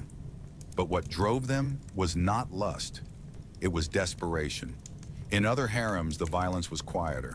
Jealous concubines were known to slip poisonous herbs into scented oils, to bribe attendants into mishandling rivals' cosmetics, or to perform binding rituals meant to twist the wombs of their enemies. A popular spell inscribed on Ostrakhan reads, "May her blood dry, may her hair fall like dead reeds, may her breath sour in Pharaoh's mouth." It was not meant to kill, only to reduce beauty. In a world where youth and grace were currency, that was enough to ruin. Not all consorts were content to scheme in secret. Some favored by the pharaoh grew arrogant. They mocked others, flaunted new linens, boasted of which nights they'd been summoned, and sometimes they vanished. There is an unmarked tomb in western Thebes, holding the body of a woman with delicate bone structure, a partially shattered jaw, and evidence of multiple stab wounds. Her left wrist bore the faded outline of a lotus tattoo, common among palace entertainers. There are no inscriptions, but near her feet was found a broken jar inscribed with a single hieratic phrase. She spoke too much. Many women, however, turned their jealousy inward. Trapped in a place where affection was rationed and identity dissolved into rank, they broke quietly. Some starved themselves. Others overdosed on opium-laced oils. One palace physician's notes describe a consort who swallowed 13 lotus seeds soaked in wine, fell asleep during the summer solstice, and never woke. The physician simply wrote, "She chose peace." Even the favorites suffered. To be desired by Pharaoh was both blessing and curse. It meant attention, gifts, perhaps even a son, but it also meant constant threat. One wrong word, one aging wrinkle, and the sun turned elsewhere. A former favorite could become an outcast in a single night. And once forgotten, she had no recourse. The doors did not open outward. The house of seclusion had no exits for the unloved. Some tried to carve meaning from their roles. They composed hymns, painted on plastered harem walls, wrote small poems to themselves. One such poem found scratched beneath a water basin reads, "He kissed me like the morning, then forgot me by the moon. I sang, and he left me in silence." The tombs do not remember their names. Their jewelry was stripped before burial, their titles erased. A few lucky ones were entombed with anonymous honors, labeled only as beloved of the palace. Most were buried in mass graves or repurposed tombs, their stories dissolved into sand. But I remember one. She was brought to me in secret, her body wrapped not in ceremonial linen, but in stained cloth used for cleaning floors. Her fingers were broken, her ribs collapsed inward. The eunuch who delivered her would not speak her name. Only after hours of cleaning did I find the token, tucked inside her mouth, a single gold earring shaped like a falcon, the same design worn by the favored concubine of Thutmose IV. She had been loved once, perhaps even adored. But love in the harem was as dangerous as hate. In the royal courts of ancient Egypt, where kings ruled as gods and queens schemed in silence, there existed a class of men who were neither rulers nor ruled. They walked among silk curtains and burning incense, witnessed the unspoken, and held the keys to doors no outsiders ever saw. They were eunuchs, castrated servants of the inner sanctum, guardians of the harem, stewards of the unseen. And for all their silence, one of them left behind a voice, not in stone, not in gold, but on papyrus hidden inside a hollow statue for 3,000 years. His name was Necheru. He was taken as a boy, no older than 7, the son of a baker from Memphis. His father, owing a debt to the temple, offered his child in place of coin. The priests accepted. His castration was done without ceremony, without anesthetic, and without explanation. The boy survived, barely, his voice forever altered, his body rendered neutral. No longer male, never to be considered a man. He was trained in silence, posture, memory, taught to walk without noise, to speak only when asked, and to never, ever look the pharaoh in the eyes. Necheru's early entries are spare, single lines about what food was served, which concubines were summoned, what robes the queen wore. But with time, The diary deepens. He begins to confess things he could not say aloud. The scent of fear in the girls who arrived at dawn. The bloodstains scrubbed from the marble floor before the high priest's visit. The queen who wept behind a pillar after learning she was no longer favored. One night he writes of hearing a scream, a single piercing note from the harem's eastern wing. When he arrived too late, he found a young girl collapsed near the fountain, her dress torn, her mouth stuffed with papyrus reeds. The guards claimed she had suffered a fit, but Nejeru noticed her legs were bruised, her nails broken. He washed the blood from the tiles himself. That night he dreamed of her, still alive, whispering his name. He began to collect what others discarded: torn veils, scraps of makeup-stained linen, broken hairpins, and hide them behind the walls of the harem quarters. Not out of obsession, but as a way of recording, remembering. He called them his silent scrolls. Each item had a story, and he etched those stories onto papyrus with the care of a priest handling sacred text. He writes, too, of his loneliness. Though surrounded by hundreds, he belonged to no one.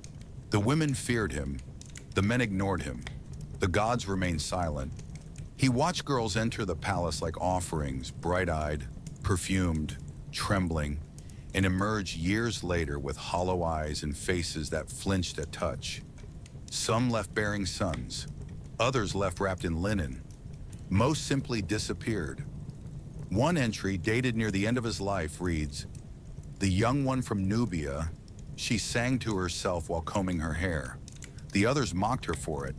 Today, I found her comb snapped in half, hidden behind her sleeping mat. I left a new one in its place. She smiled at me. I almost forgot I was invisible." Nejeru was invisible, but he saw everything. He witnessed the pharaoh collapse during an illicit visit to the harem and be carried out by torchlight, his dignity shattered behind closed doors.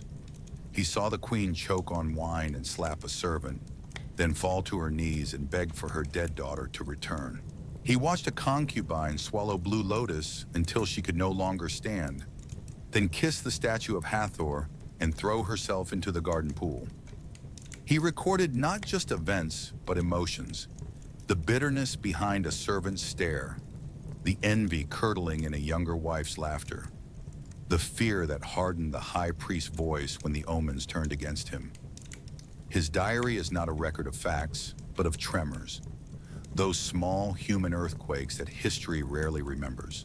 And yet the most haunting part of his writings is what he did not say. There are pages where the ink fades mid-sentence, sections torn clean away, entire weeks where he writes nothing, only draws small marks, a bleeding lotus, an eye with no pupil, a bird with clipped wings. What happened in those gaps we do not know, but the silences feel louder than any scream. His final entry is a single line: "The garden burns. I have hidden the truth in stone." Hakim, when archaeologists found his hollow statue, an unassuming limestone figure of Thoth, god of wisdom, it was assumed to be decorative. But inside, rolled tightly, were the papyrus scrolls. Many were damaged, some unreadable, but enough survived to tell his story. Nejeru died as he lived, forgotten, unnamed, buried with no honors. His tomb bears no inscription, but the statue was buried near his feet, as if someone, perhaps a servant who loved him in secret, knew the value of what he had hidden. We know his name only because he whispered it once in the margin of a prayer. I, Nejeru, who watched and was not seen. He was a ghost in the house of gods, a eunuch who could not father children, yet gave birth to a truth that still breathes through his ink. And so I remember him, not as a servant, but as a witness, because history does not always belong to the powerful. Sometimes it belongs to the one who stayed silent and wrote. In the secret folds of ancient Egypt's temples, where granite walls pulsed with shadow and sandalwood, the body was never just a body. It was a vessel, a medium, a message. And nowhere was that message more cruelly delivered than in the ritual known simply as Tanaset. or cleansing of the chosen, it was not widely practiced nor openly taught. Only the highest priestesses, the temple midwives, and a select circle of female initiates knew its true purpose: to purify virgins through pain before they could be given to the gods, or to men who wore the mask of divinity. They called it sacred, they called it tradition, but beneath the words lay heat, milk, and screams. The ritual began at dusk, always on the first full moon after the flooding of the Nile. The chosen girls, usually between 11 and 13, were bathed first in cool lotus water. Their bodies were scrubbed until red, their nails trimmed to the quick, their hair plaited and anointed with castor oil and myrrh. Then came the milk. Not just any milk. It had to come from a white cow born under the sign of Hathor, fed only on fig leaves and honey. The milk was boiled with frankincense and cinnamon, stirred in copper bowls that had been buried for 7 years. Once cooled, it was poured over the girls' skin, massaged into their scalps, rubbed between their thighs. This, they were told, would seal their virtue. In truth, it made them soft, fragrant, easier to offer. Then came the fire. Small clay burners were lit beneath a stone arch. Inside each, coals were packed tight with dried reeds and temple incense. The girls were made to squat over the heat, legs spread, as the smoke curled upward. It was said to cleanse the womb, awaken the goddess within, and ensure fertility. In reality, the heat burned, slowly, steadily. The girls cried out, some fainted, others sat trembling until the priestess signaled it was done.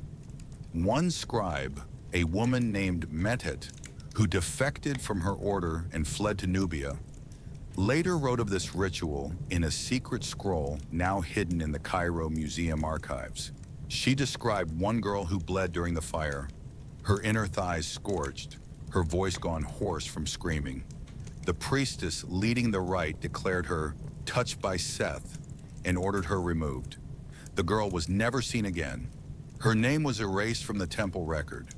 The girls who survived the fire were wrapped in linen and carried to the cooling chamber. There they lay side by side in silence, their bodies still steaming. A mixture of crushed mint and blue lotus was pressed beneath their noses to calm them.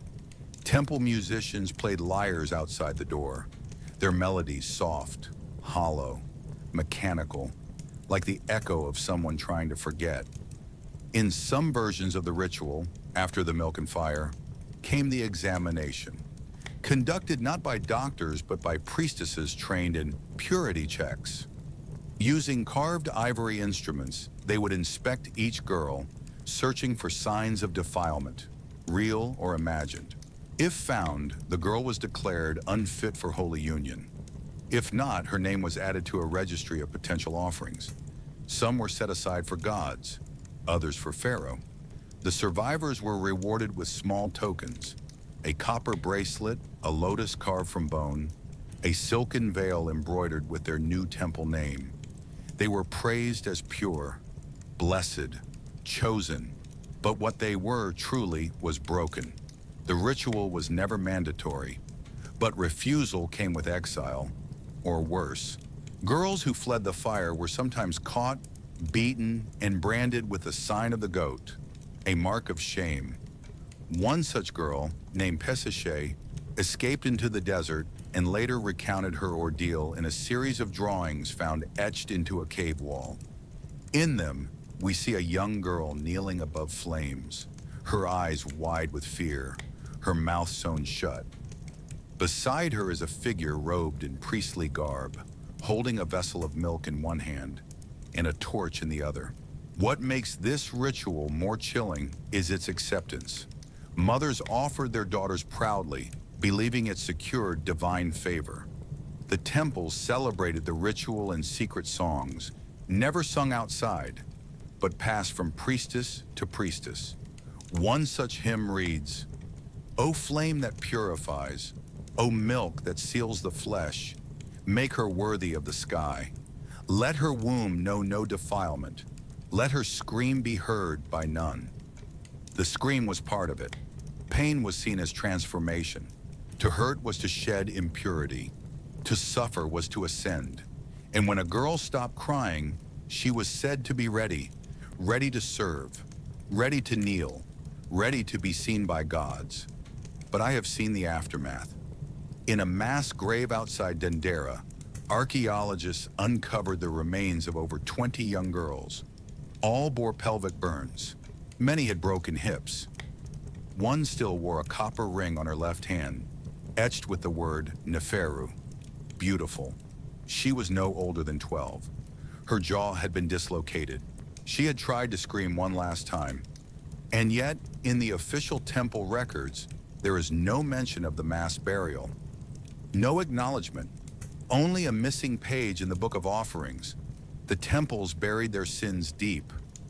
And yet the stones remember. They retain the heat.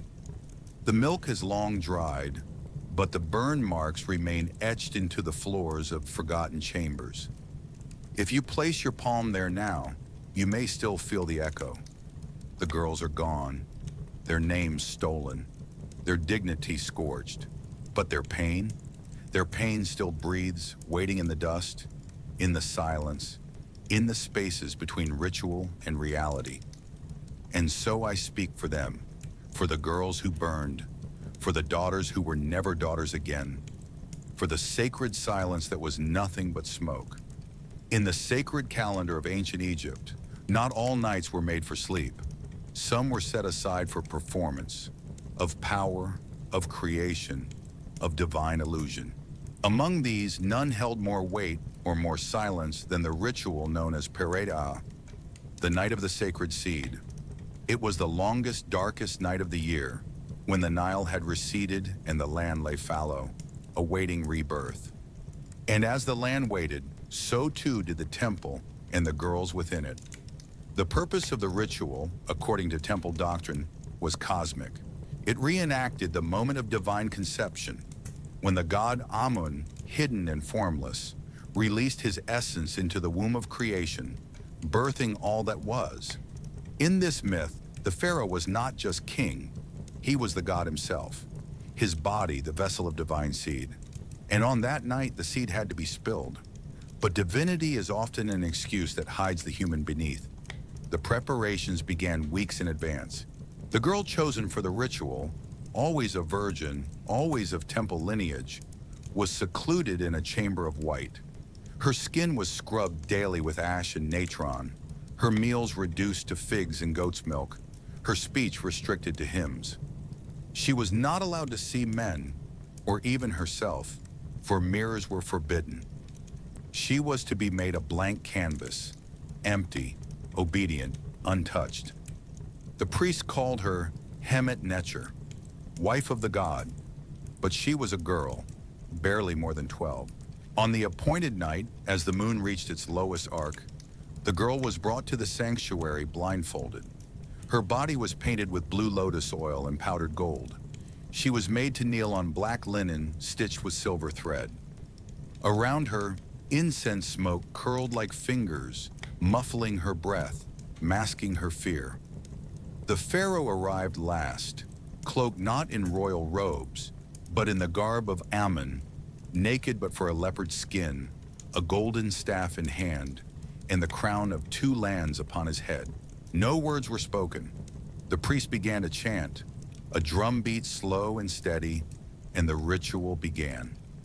It was called union, but it was not.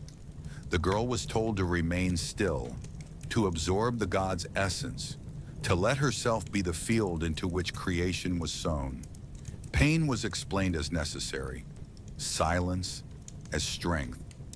When it was done, she was not embraced. She was led away, limping, weeping, silenced, and laid upon a slab of white alabaster for the remainder of the night. No one sat with her. No one spoke her name. She had become a vessel, and once emptied, was placed back on the shelf. The pharaoh returned to his chambers, praised by the priests, blessed with perfumes, his divine duty complete. The priest would record the act as successful, inscribe it in sacred texts, and send word across the land that the god had visited the womb of Egypt. and fertility would return. Crops would grow, children would be born, floodwaters would come, and all would forget the girl. But sometimes she did not forget. There is one record, buried in the footnotes of the Abydos temple scrolls, of a Hemet Necher who refused to remain silent. She left the temple days after the ceremony, carrying a small knife wrapped in linen. When approached by guards, she slit her own throat and fell across the threshold of the sanctuary. Her blood stained the stone red. The priest tried to erase the mark, but the pigment soaked deep. For years, they covered it with lotus petals. Tour guides now call it the flower shadow. But those who know, know. And what of the child? For not all sacred seed dissolved in the dark. Some girls conceived. These children were taken at birth, raised not as sons or daughters, but as Shemsu, those who follow. Some became temple attendants, others disappeared. A few, believed to carry divine spark, were groomed for high office. Yet whispers remain of infants born with deformities, with fused limbs or no eyes, hidden away in lower chambers or returned to the Nile under cover of night. They were never mourned. They were not considered human. Even the pharaoh, for all his glory, was not always willing. Some were too old, others too ill. One account from the reign of Seti II describes a failed ceremony in which the pharaoh collapsed mid-ritual. The girl was blamed. The priest declared her spirit impure. She was burned in the purification pit and her ashes scattered at dawn. I've stood in that pit. The walls are smooth from years of use, the floor blackened, the air still thick with the scent of something ancient and bitter. In one corner lies a stone shard carved with 4 words, "I did not ask." That is the truth buried beneath every sacred rite. They did not ask. Not the girls, not the children, not the silence that followed. And so I whisper this for them, not as a priest, not as a scholar, but as a witness. The seed may be sacred, but the wound it leaves behind is never divine. There were temples in ancient Egypt that never appeared on official maps. No grand procession led to their doors. No festivals were held in their honor. Their names were spoken only in whispers, and even then, only by those who had nothing left to lose. One such place was known by a name that no longer survives in hieroglyphs, but in fragments of foreign tongues, the Temple of Touch. A place where offerings were made not to the gods, but to desire, where holiness was mimicked and sin wore the robes of ritual. It stood somewhere south of Memphis, near the curve of the Nile where papyrus grew thick and crocodiles sunned themselves on warm stone. The temple's outer walls were unmarked, its columns simple, its gods unnamed. But those who entered did so not for prayer. They came for sensation. And what they found inside was both intimate and inhuman. The temple was founded under the guise of healing. It claimed to offer comfort to soldiers, pleasure to nobles, and divine therapy to those marked by trauma or madness. But its rituals bore no resemblance to medicine. Girls, some bought, some taken, a few even trained from childhood, were the central instruments of its worship. They were referred to not as women, not even as priestesses, but as Teshret, the soft ones. Their bodies were studied, sculpted, and stripped of identity. They were taught to please, to pretend, to perform, above all, to obey. One foreign visitor, a Greek merchant named Darius, kept a brief account of his visit. He described being greeted not by priests, but by women dressed in translucent linen, adorned with gold chains and blue tattoos of the goddess Hathor. They said nothing. Instead, they washed his feet with rose water, fed him figs soaked in wine, and led him through corridors that pulsed with perfume and breath. In the chamber beyond, he was asked to lie upon a marble slab. What followed, he writes, was neither sacred nor sinful, but something colder, like being remembered by a stranger. The rituals varied. Some mimicked the ancient rites of union between gods, Isis and Osiris, sky and earth, Nile and soil. But here, those myths were hollowed out. The performance remained, the meaning was gone. Others were darker still, involving masks, restraints, the ritualized testing of submission. Participants were told it was purification, that their pleasure was a form of penance, that pain opened the gates to spiritual clarity. Many believed. Some came again and again, offering coin, livestock, even children in exchange for another night inside. The temple kept no records, no official scrolls, no lists of names, no lineage. But one fragment survives, a clay tablet buried under a collapsed altar, now held in a private collection in Turin. On it, scrawled in a hurried hand, are 3 lines. Do not forget me. I was 14. I wanted to be a dancer. That girl's name is lost, but her message remains. So does her silence. Many who served in the Temple of Touch did not live long. Some died of infection, others from injuries sustained during rituals that pushed the body too far.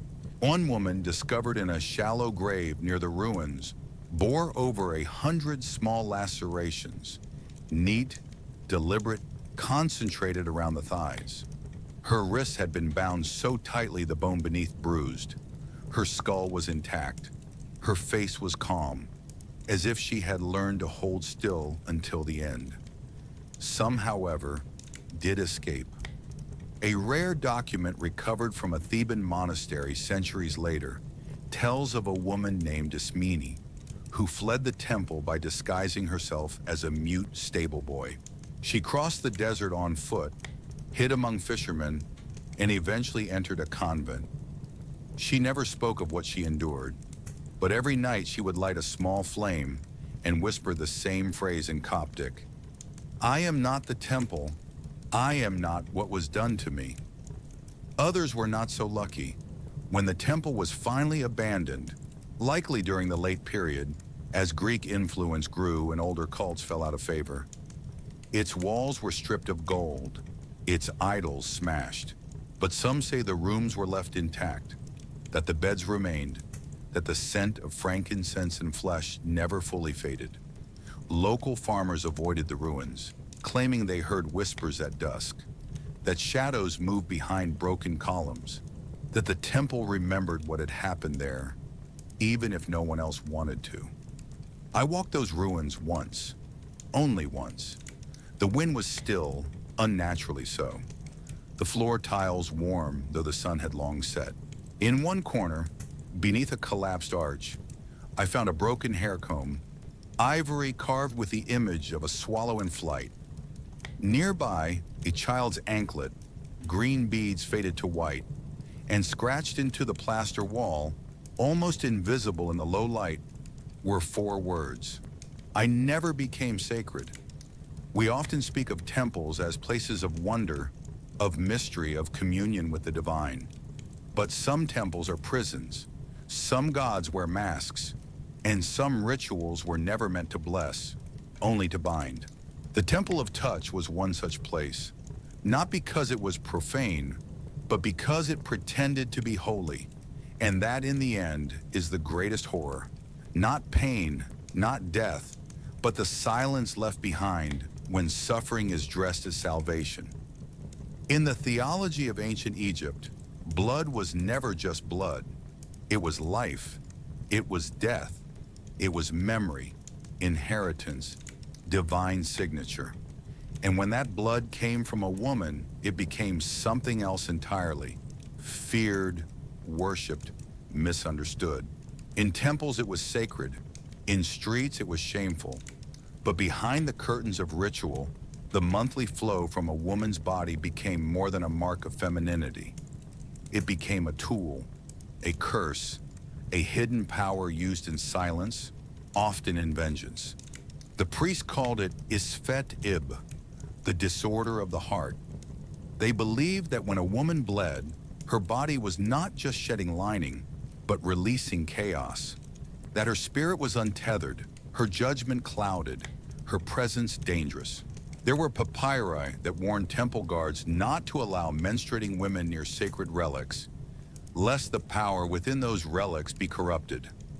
One spell inscribed in the Book of the Hidden Flame even instructed that a menstruating woman must not walk on the same path as a pharaoh for 3 days, or his breath would fail and his seed turn sour. And yet, within the seclusion of certain cults, this same blood was revered. Among the priestesses of Sekhmet, goddess of war and plague, menstrual blood was called red flame. These women believed it could curse or cure, that a single drop whispered over during an eclipse could blind a king, that soaked linen buried beneath a doorway could drive an enemy mad. One surviving ritual text reads, "If he has wronged you, take the cloth, burn it with cinnamon, and speak his name backwards. His knees will weaken, and his tongue will forget its lies." This wasn't metaphor, it was practice. Even common women understood the unspoken power of their own cycles. In village corners and bathhouses, older women passed down warnings. Don't touch food while bleeding.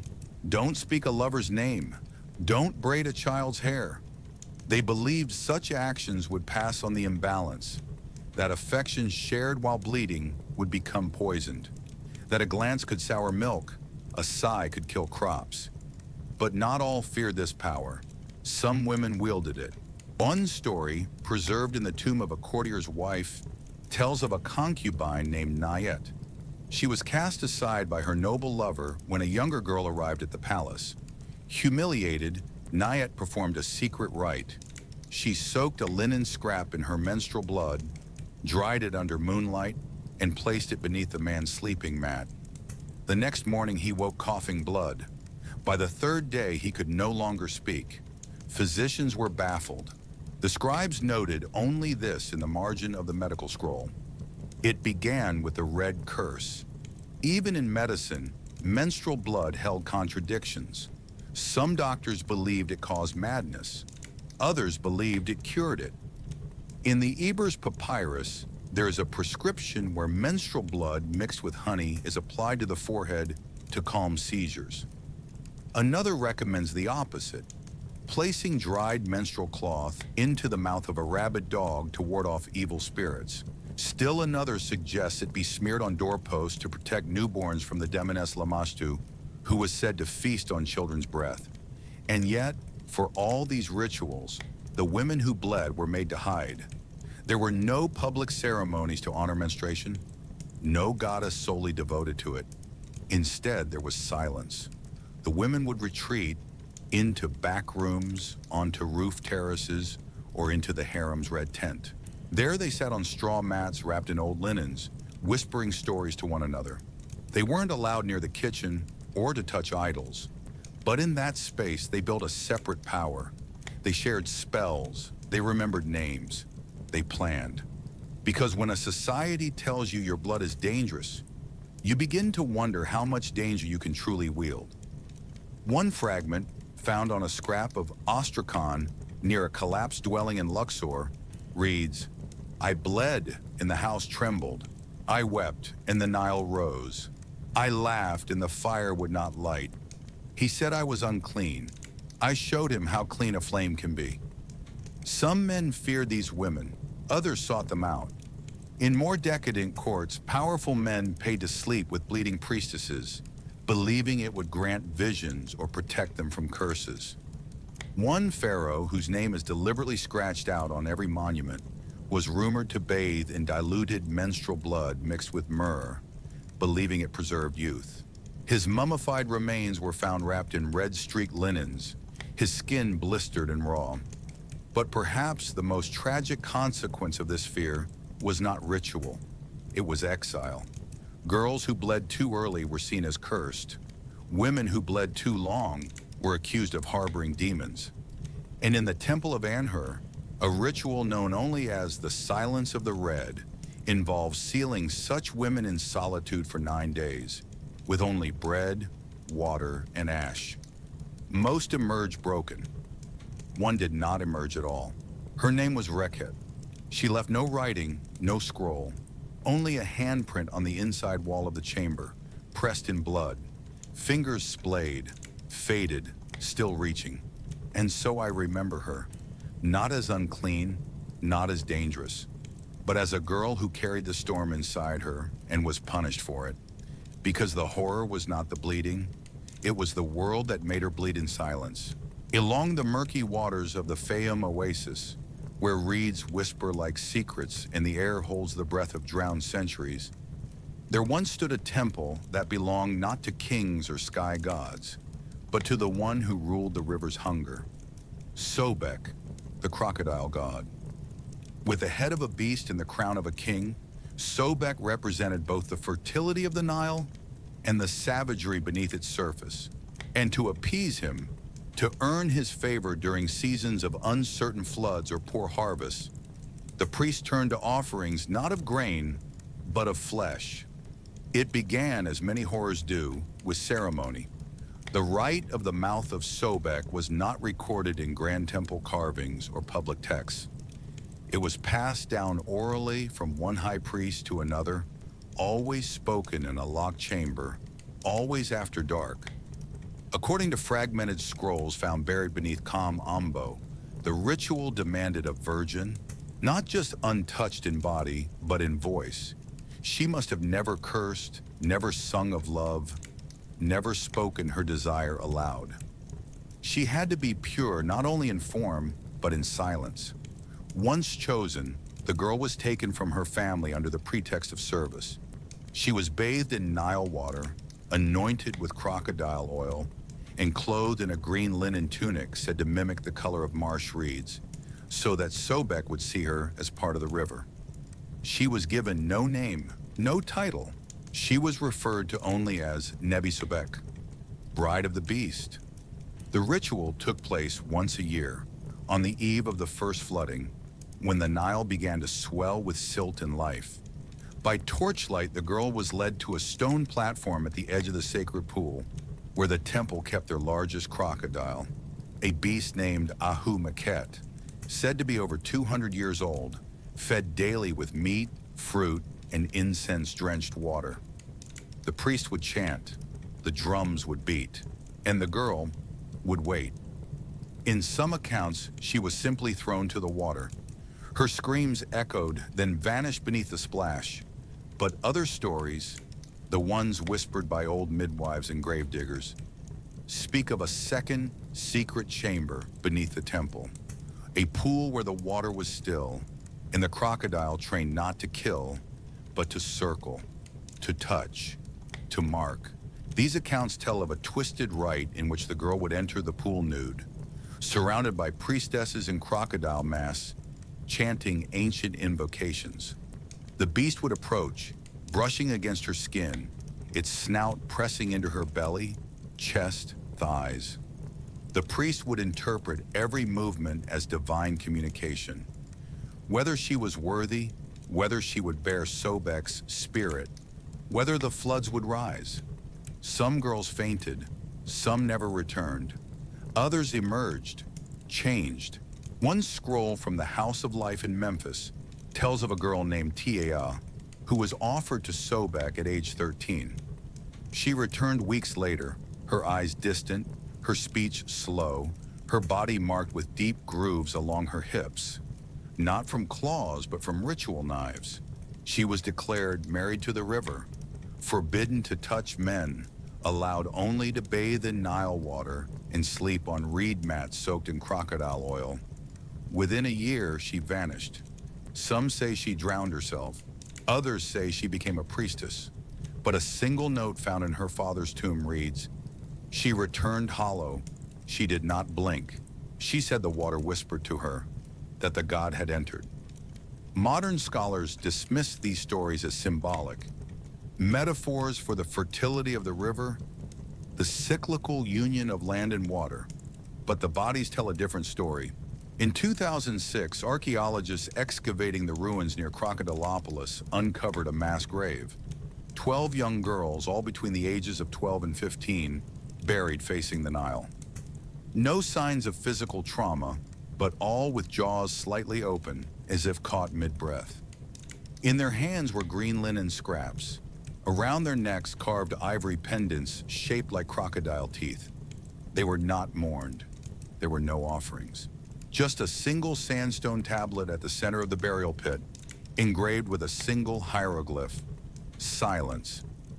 The rite was eventually banned, likely during the reign of Akhenaten, who sought to erase all gods but the sun. The temple of Sobek was shuttered, its sacred pool drained, its crocodiles slaughtered and mummified. But even in death, the legend lingered. Local fishermen still avoid that part of the river. Children are told not to swim after dusk, and once a year, on the night the Nile begins to swell, flowers appear on the old stone platform, green lotuses tied with copper wire. No one sees who leaves them, no one admits to knowing, but the river remembers, and so do I. Not because I believe Sobek still swims beneath those reeds, but because the real beast was never the crocodile. It was the silence that fed him. Behind the grand halls of Karnak, in the sunlit courts of Thebes, behind the statues of gods and the chants of priests, there existed a place where silence was enforced by gold. A garden of perfume and shadows, woven into the architecture of the palace itself. They called it simply the Per-Khneret, House of Seclusion, but most knew it by another name, the Royal Harem. To outsiders, it was paradise, a place where the most beautiful women in the kingdom were kept in luxury, adorned with jewels, fed with honeyed dates, and clothed in fine linen. They bathed in rose water. They sang to the moon. They laughed behind latticed windows. But within those walls, behind every veil of silk, lay a system so intricate, so suffocating, that even the gods dared not speak of it. For the harem was not a sanctuary, it was a prison of silk. Girls entered the harem in many ways. Some were daughters of noblemen, offered as gifts to the pharaoh. Others were foreign princesses, sent as political gestures from distant lands. A few were taken from villages, chosen for their beauty, their quietness, their pliable spirit. Once inside, they were stripped of their names, their gods, their homes. They were given new titles: beloved of the king, servant of the chamber, flower of the house. Their identities were dissolved into function. They were ranked, watched, trained. A girl might begin as a Kenneret, a simple attendant, fetching oils, arranging garments, brushing the hair of the higher women. If she pleased, if she obeyed, if her beauty stirred whispers, she might rise to Sati, a lesser concubine. Beyond that, to Hemet Nesu, royal consort. But only one bore the title Great Wife, and even she could fall. Desire was currency, favor a weapon, and rivalry inevitable. Poison was not uncommon, neither was drowning. Several clay jars recovered from the remains of Malkata Palace contained traces of lotus, wine, and opium, a mixture often used to induce sleep or silence. One such jar bore a single scratch symbol on the base, a coiled snake beneath a crown. Within the harem, men were forbidden, except eunuchs and scribes. Yet desire finds its way through cracks. One record from the harem rolls of Ramses III speaks of a gardener who was found dead, buried beneath jasmine vines. His throat slit clean. It was later discovered he had been secretly meeting with a low-ranking concubine. She vanished the same night. Her chamber was found empty, save for a comb and a strip of red linen tied to the window lattice. A symbol, some say, of forbidden love. But not all dangers came from within. Pharaohs visited the harem not just for pleasure, but for power. The act of choosing who to favor, who to ignore, kept the women in constant tension. It was said that Amenhotep III visited his harem on the night of each new moon, selecting one girl by the scent she wore. Lavender meant innocence, myrrh, ambition, frankincense, submission. Those who guessed wrongly were dismissed from his presence, sometimes forever. The great wife, for all her status, was never safe. She was expected to produce sons. If she failed, Or if a lesser concubine bore a more promising heir, she could be displaced, accused of sorcery, or quietly exiled to a northern estate. One such wife, Queen Tai's rival, is believed to have orchestrated a failed poisoning attempt. Her papyrus letters to a priestess detailing how to mix crushed scorpion and bile were later found in a sealed basket beneath a staircase. She was never formally tried, but her body was discovered mummified without eyes. A dishonor rarely inflicted except in cases of betrayal. But there were other secrets, deeper still. Some women wrote, scratched into the plaster of bathing chambers, hidden beneath the handles of alabaster jars were verses, poems of longing, despair, rage. One attributed to an unknown concubine reads, "He sees my skin, not my breath. He tastes my lips, not my name. I am not a flower. I am the root beneath the stone." Time. These fragments are now kept in museum storage, cataloged under personal effects. But they were more than that. They were protest. They were survival. Some found ways to escape. A chambermaid named Henut once drugged her guards with date wine and fled into the desert disguised as a temple boy. She made it as far as the Valley of the Kings before being caught. Her body was never returned. But in the margins of a scribe's ledger from the harem, her name is written, followed by a single note. She remembered the world. Others remained. They bore sons, then were discarded. They grew old behind screens, forbidden to leave, their names lost to record. They were replaced. And yet, in quiet ways they endured. A necklace passed down, a song hummed beneath breath, a piece of linen sewn with initials too small for priests to notice. The harem was not merely a chamber of pleasure, it was a crucible. And those who survived it survived not because they were loved, but because they learned how to vanish in plain sight. Because the greatest act of resistance sometimes is simply to remember your own name, even when no one else will speak it. There is something sacred about the Egyptian relationship with death.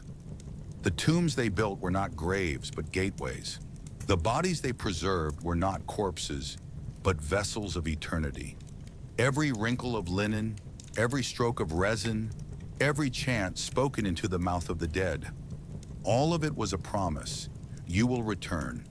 But even in this land obsessed with the afterlife, there were moments when death was not honored, but desecrated. The practice was called Hesmenfet, the shameful touching, and it occurred not under the light of ritual, but in the silence between death and burial. In those vulnerable hours when the soul had departed and the body had not yet been sealed, a time when the dead could not cry out, a time when no priest stood guard. The women of the royal court in particular were most at risk. Their bodies, once adorned and powerful, became objects of dangerous fascination once life had left them.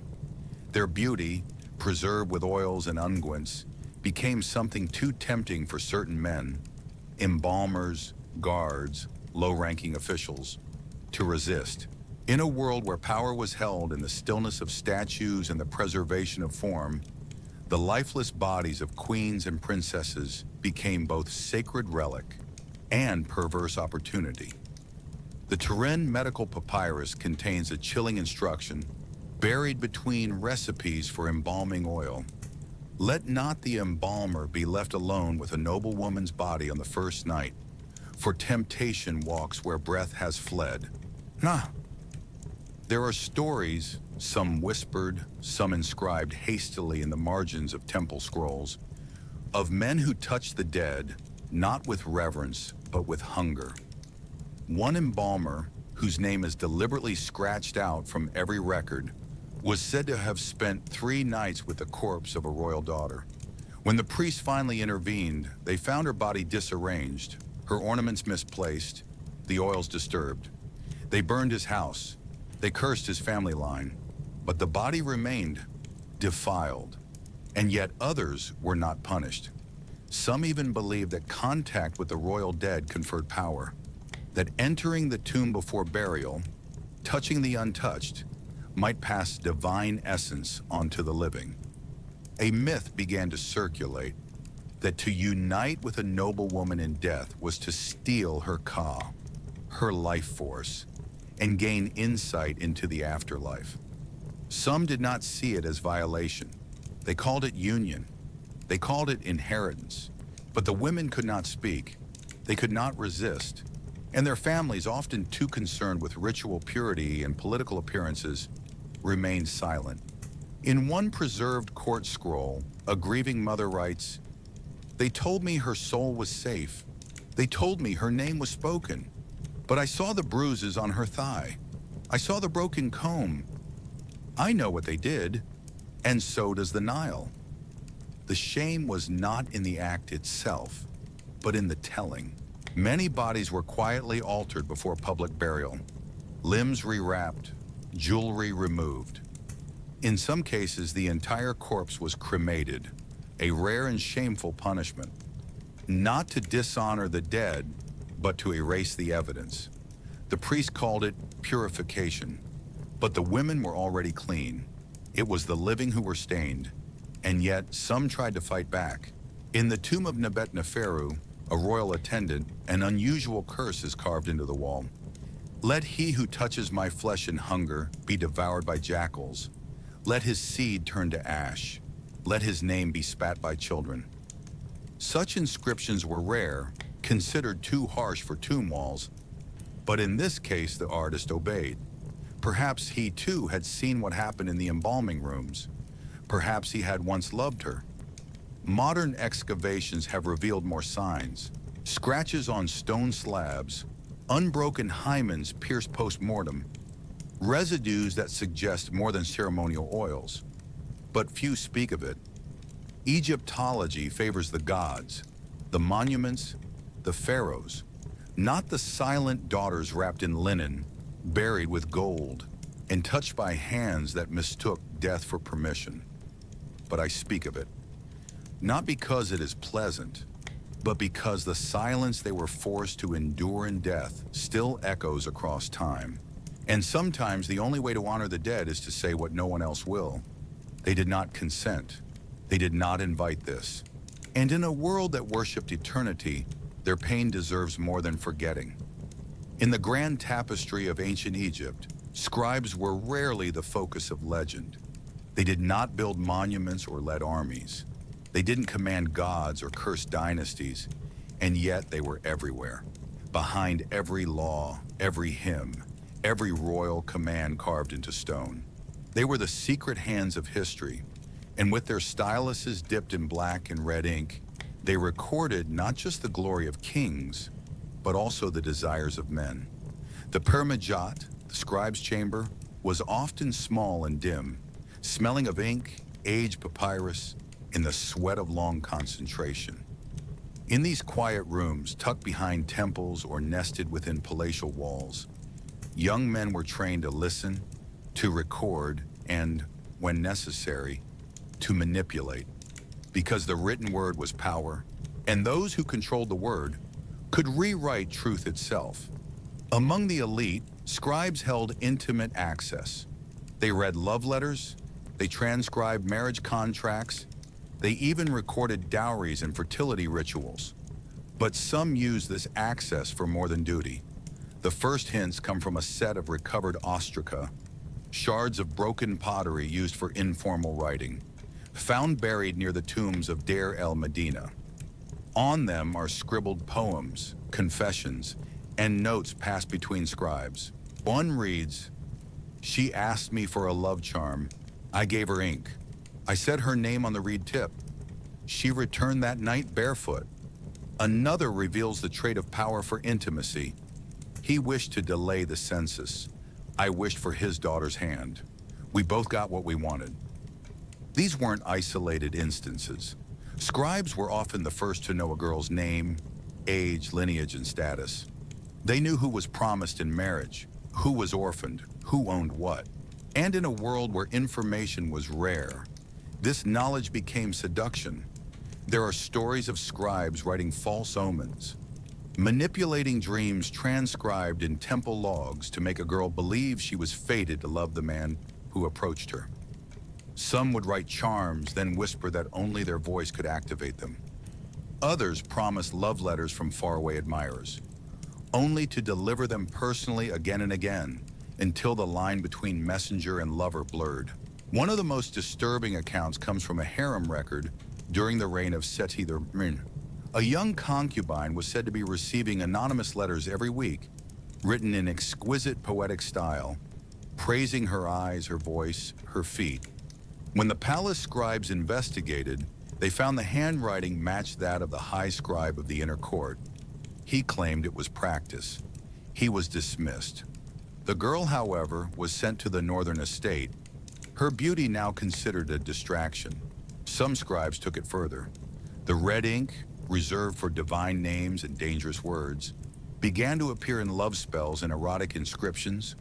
One scribe, whose name was buried with a curse, is said to have used blood in place of ink, mixing it with resin and wine to write charms on linen bands wrapped around a woman's waist.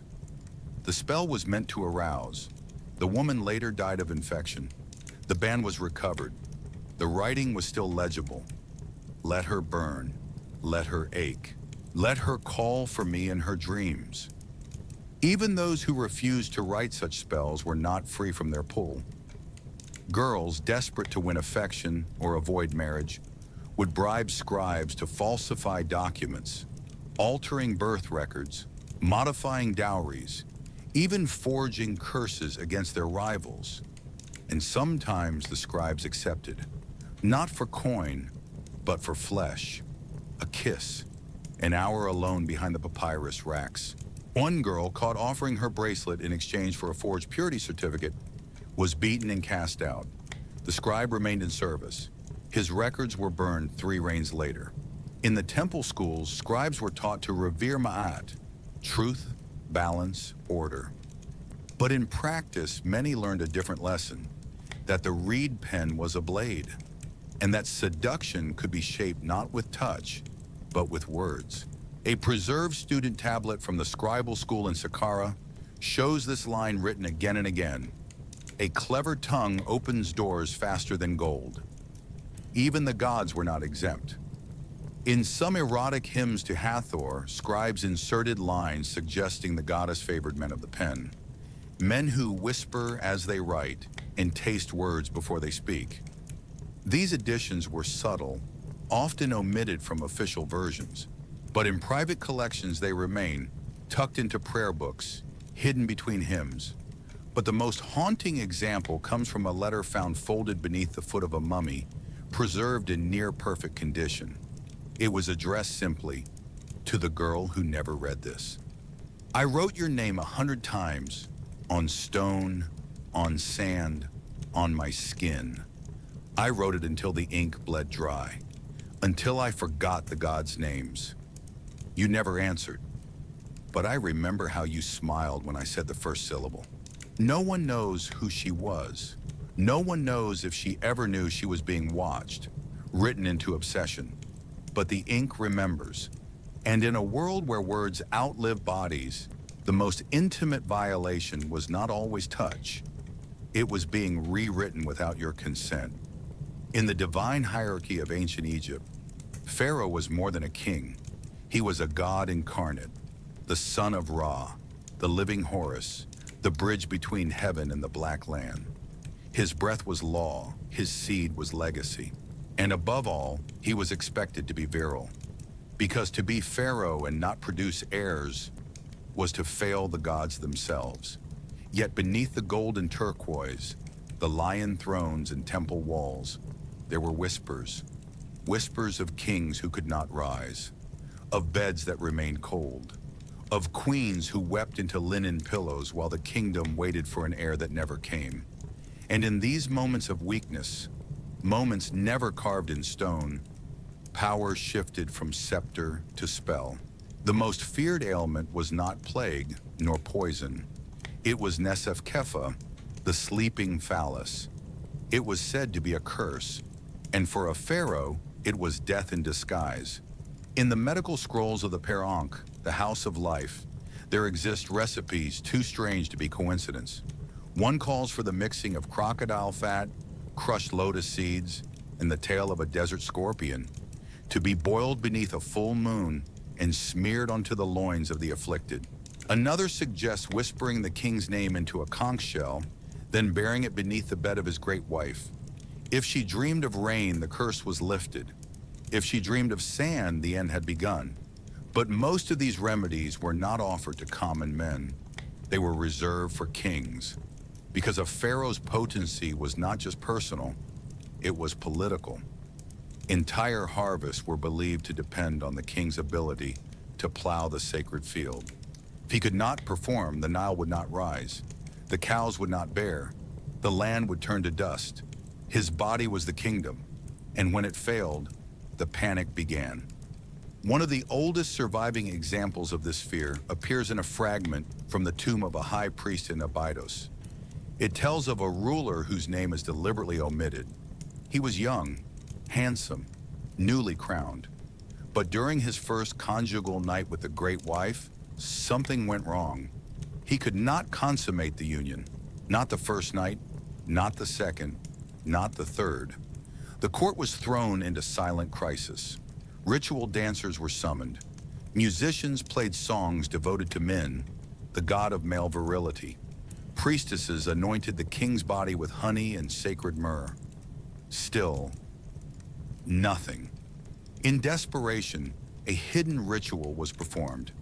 The king was taken to a chamber beneath the temple, naked, blindfolded, surrounded by 7 women masked as lions. Each recited lines from the Book of Breathings, their voices rising in rhythm. He was touched, teased, invoked. And in the final verse, the high priest whispered, "May your rod rise like the sun. May your seed flood like the Nile. May your shame be forgotten." But when the ritual ended, he wept. The next morning, the queen was sent away. 3 months later, she was found drowned in a lotus pool. Whether it was suicide or silencing, no one dared ask. Later scribes called this king Neb-Kapha, Lord of Shame. His real name has been erased from all official records, but in the papyri hidden behind temple walls, his fate is hinted. One physician wrote, "The body is ruled by the Ka, but the Ka is ruled by the mind, and the mind he had lost long before the bed." Some believed his condition was not natural. They blamed a curse, cast perhaps by a rival prince, a jealous lover, or even a concubine he had spurned. In one spell from a village woman's private collection, the following lines appear. "Take the hair of the proud, bind it with salt and ash, bury it beneath his bed, let his pride soften, let his loins forget." Whether magic was real or not, its belief carried weight. Kings began guarding their bodies more closely. Female attendants were vetted not just for loyalty, but for energy, whether their presence sapped or stirred. Priests began performing nightly chants outside the royal bedchamber. Even statues of men were moved closer to the palace, their enormous erect forms a reminder, and perhaps a challenge. Yet even divine imagery could not undo nature. One pharaoh, rumored to be impotent from birth, relied on deception. He ordered his concubines to fake pregnancies, had dolls made and buried in mock ceremonies, declared visions in which Ra himself told him to rule without heirs. But when he died, the kingdom collapsed into chaos. Succession wars followed. His tomb remains unfinished. Others tried darker methods. A scroll from the medical archive of Akhmium details an incident where a royal physician attempted to cure impotence by using blood drawn from a freshly sacrificed bull's genitals, smeared over the king's lower abdomen, while chanting the god's secret names. The physician was later found dead, his tongue removed. The king's condition did not improve. And so, generation by generation, the myth of eternal masculinity began to crack. But none dared admit it. To say the pharaoh was impotent was to say the gods were flawed. To say his loins had failed was to say the land would starve. So they lied. They carved victories into walls. They sculpted virility into statues. They told stories of lovers who could not walk after nights with the king, and when the truth rose like a blister beneath the gold, they pressed it down, buried it in desert wind. But I remember because power built on denial is never safe, and even the most sacred bloodlines can be broken by what the body refuses to give. In most civilizations, incest is taboo, a line drawn in blood and culture where desire must yield to morality. But in ancient Egypt, that line was redrawn, not out of passion, but out of power. To the pharaohs, marriage between siblings was not a shameful secret. It was a royal standard, a mirror of the gods. Isis married Osiris, Shu wed Tefnut, divine unions born of divine blood, and so the kings followed. The most famous of these unions belonged to the 18th dynasty, the glittering age of empire and temples. Pharaoh Amenhotep III wed his sister Sitamun. Akhenaten married at least 2 of his own daughters. Tutankhamun, the boy king, lay each night beside Ankhesenamun, his half-sister. And none of it was hidden. Their love was carved into walls, painted onto tombs, sealed into eternity. But the truth beneath those walls was more complicated, because even among gods there are cracks. Royal incest was not about love, it was about control. The bloodline of a pharaoh was seen as sacred, divine in origin. To mix it with commoners, even noble ones, was to dilute heaven. And so the solution was simple. Marry the only person whose blood matched your own, your sister. Some were too young to understand. Others were too scared to refuse. There was no choice. The court arranged it. The priest blessed it. The scribes recorded it as holy. A 10-year-old girl might be crowned queen beside her brother, still playing with ivory dolls, now expected to share his bed. And in that bed, childhood ended. In the tomb of Queen Nebitia, sister and consort of Thutmose IV, there is a painting of the couple seated beside each other, smiling beneath a sycamore tree. But scratched faintly in the plaster, visible only under certain light, is a different scene. A lone figure curled on a bed, turned away from a man crowned in gold. The image is subtle, easy to overlook, but it speaks. Not all unions were gentle. Not all kings were kind. One physician's notes from the reign of Amenhotep IV mention repeated hemorrhaging, persistent bruising, and night terrors in a young queen.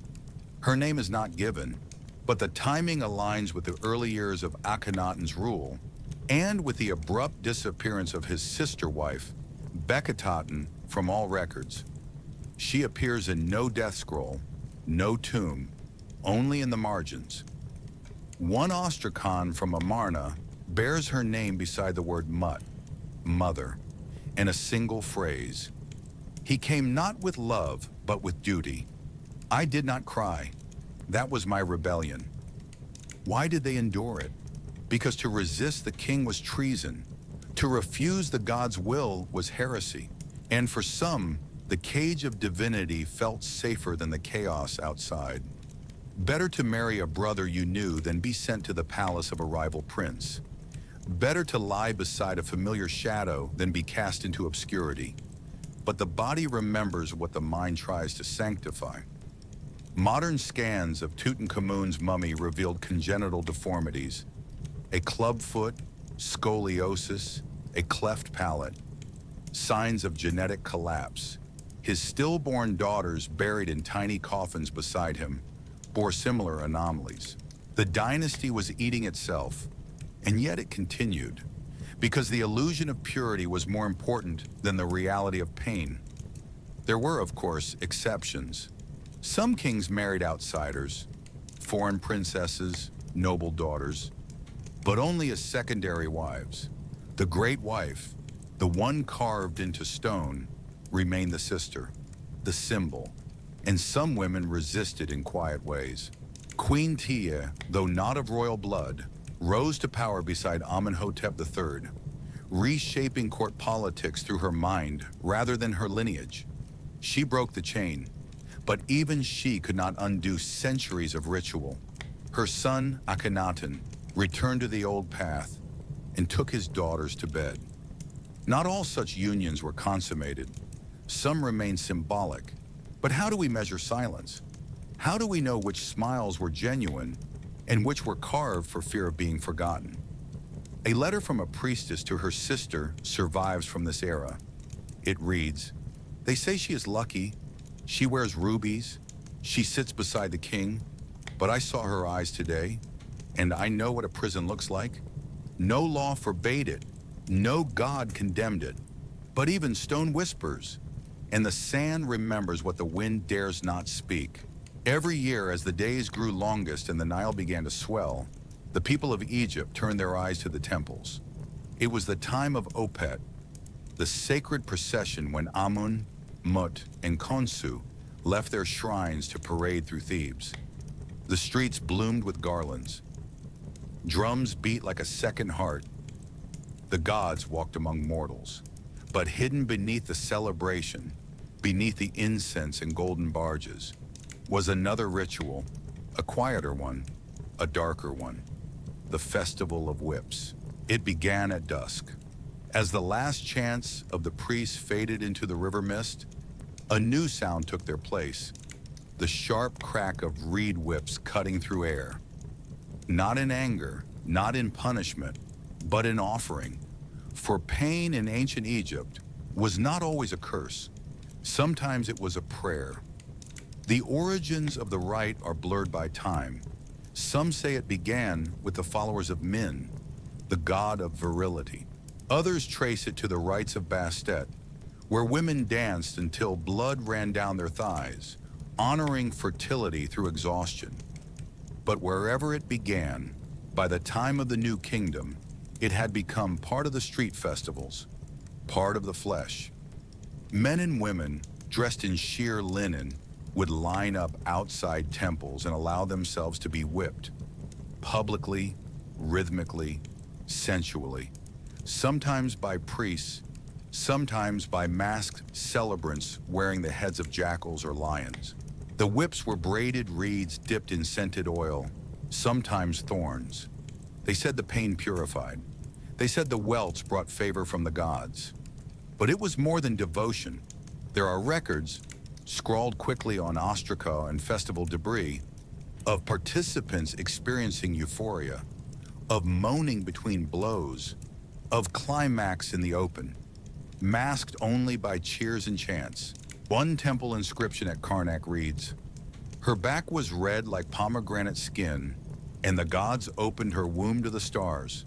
Some came seeking fertility, others came seeking punishment. A few came simply to feel." In the crowd, a woman might lock eyes with a priestess, nod once, kneel, expose her shoulders, and wait for the sting. Not of judgment, but of connection.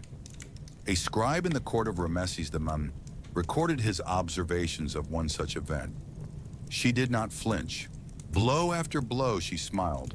I thought she was mad, but when I touched her arm later, she trembled like thunder before rain. The rite was not reserved for the poor.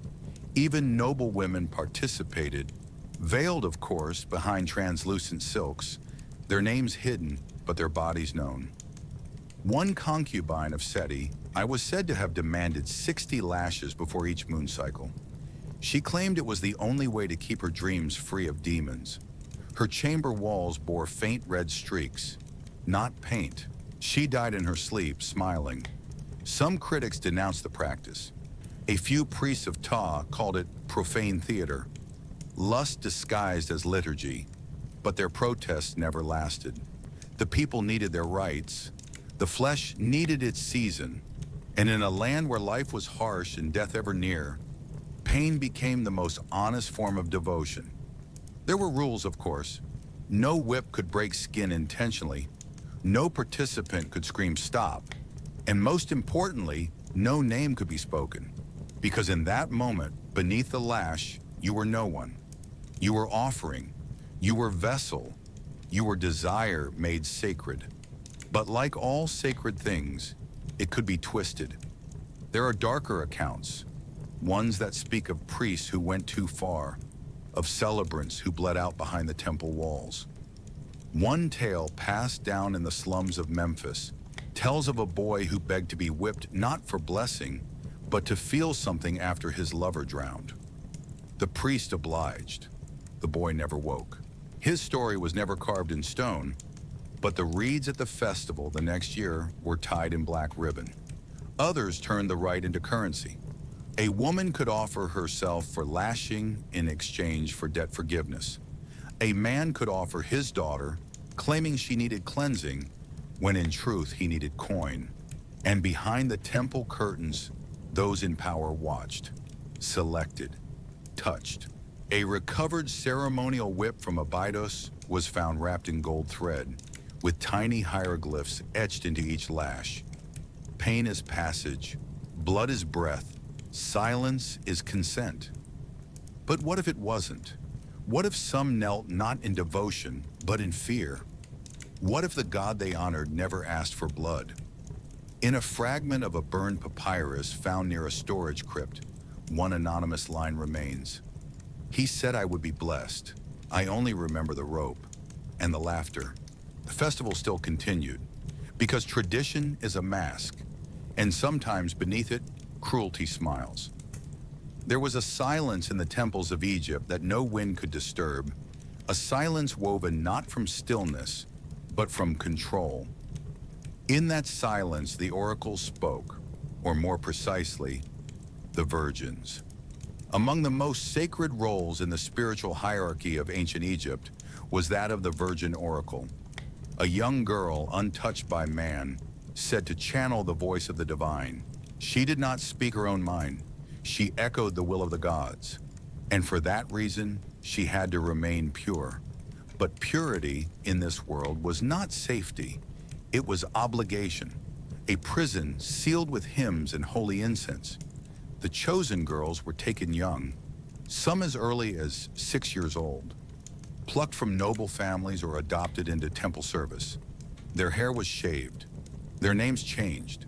They were dressed in white linen, anointed in oils, and told that their bodies no longer belonged to them, but to the gods. For the rest of their lives, or until they bled for the first time, they would live behind temple walls, surrounded by song, scripture, and silence. The high priestess would teach them the sacred postures. The astrologer would teach them to time their speech with the stars. But no one taught them how to say no, because the first lesson was surrender. It was said that only those unspoiled could receive prophecy, that the gods would not speak through flesh that had been touched by desire, and so the virginity of the oracle was not just a state, it was a shrine.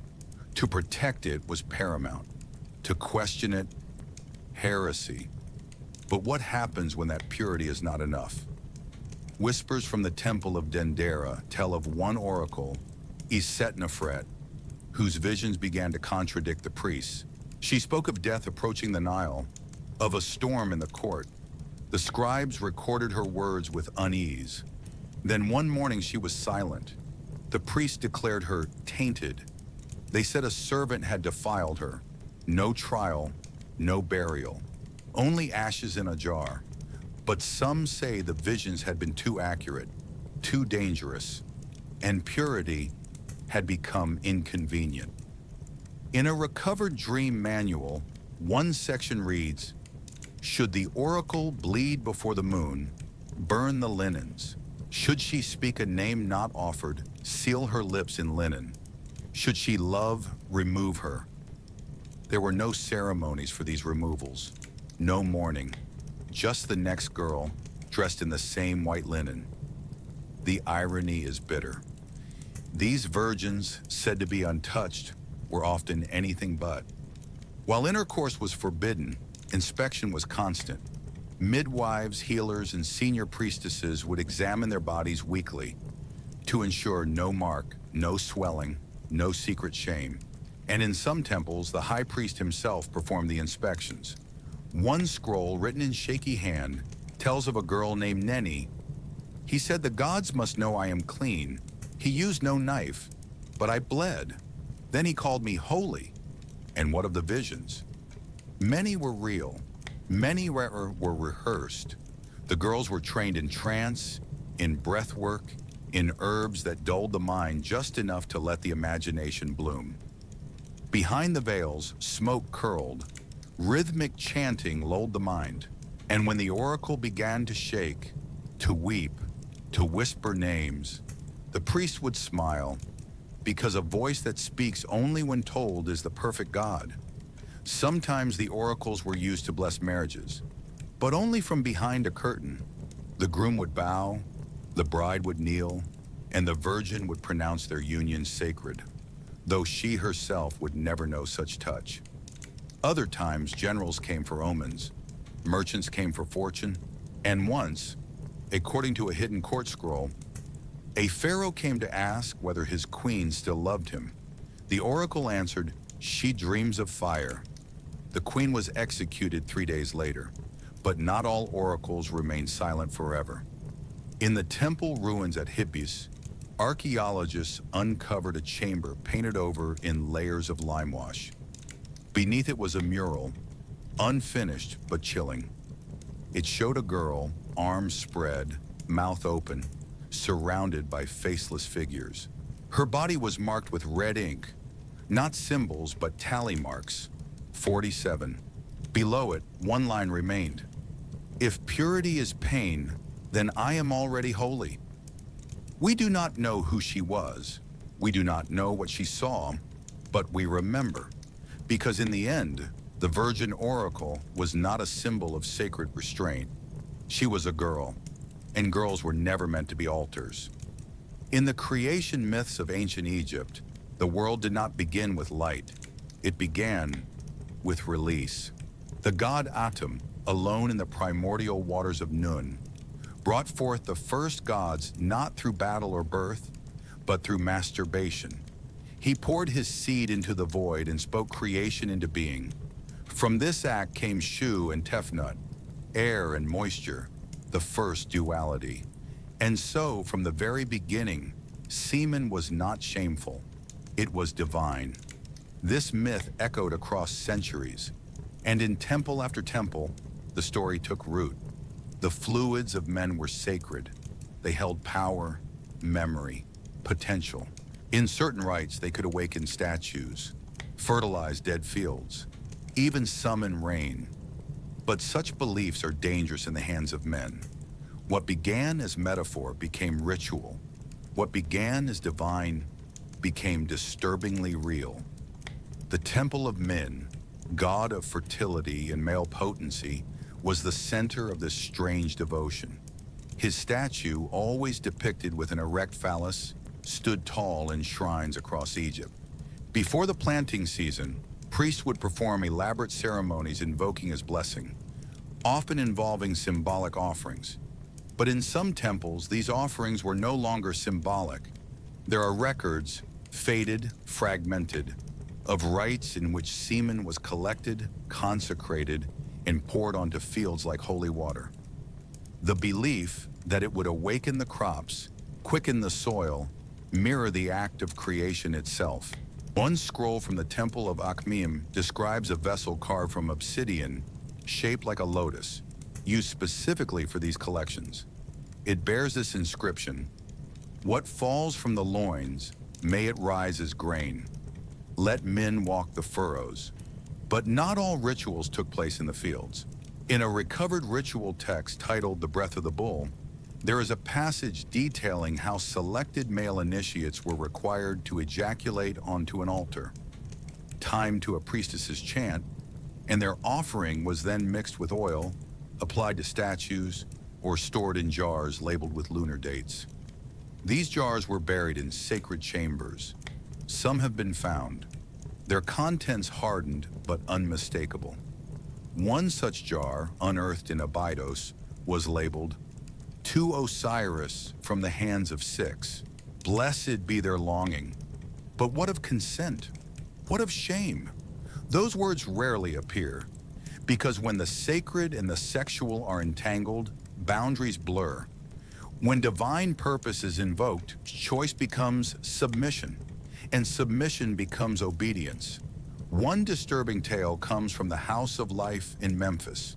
A young scribe named Heka Emsa wrote of being chosen to participate in a fertility rite. He believed it an honor until he arrived to find a circle of elders, a basin of warmed oil, and a curtain behind which stood a silent girl. He was told not to speak, only to act. The scroll ends with one line. They called it blessing, I call it theft. Not all stories end so quietly. In Theban funerary texts, there is reference to a priest who was buried without heart or tongue. His crime? Using sacred semen not for ritual, but for coercion. One line carved into his coffin reads, "He said she would carry divinity. He left her with silence." The fear of misused seed became a theological problem. Later dynasties restricted these rites to inner circles. Some banned them entirely. Others replaced them with symbolic gestures. The pouring of milk, the planting of reeds. But rumors persisted of cults that kept the old ways, of jars hidden in crypts, of priests who believed that true power came not from prayer, but from fluid. And through it all, the myth endured. That semen, once spilled by a god into the darkness, still carried fragments of light. That men in their weakest moment held the power to mirror creation, and that within that milky trace slept the voice of the divine. But if you listen closely, past the chants, past the songs, you might hear another voice, a quieter one that asks, if the milk of men is sacred, why is the body so broken afterward? In the heart of every Egyptian palace, past the polished columns and scented fountains, lay the harem, a place both hidden and mythologized. To outsiders, it was paradise, silk and song, perfume and pleasure. But behind the veils, behind the smiles of painted lips, was a world bound by strict rules and guarded by silence. And silence was enforced by men who were no longer men. The eunuch, or more precisely, the Kenu, was a figure both feared and pitied, once whole, now hollowed by decree.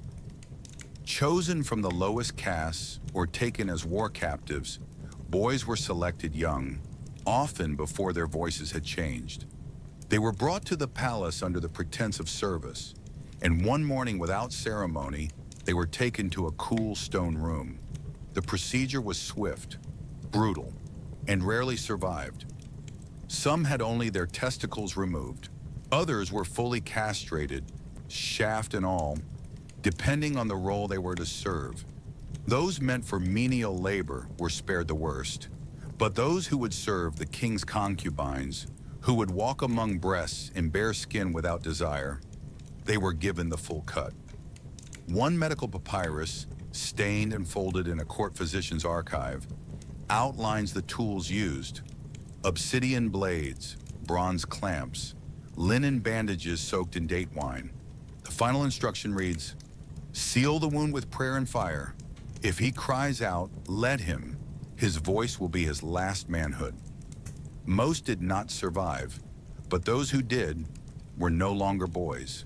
They became shadows, clean, loyal, unthreatening, perfect for guarding the king's pleasure. In the harem of the West, a secluded compound near Thebes, records mention over 60 eunuchs employed during the reign of Ramses III.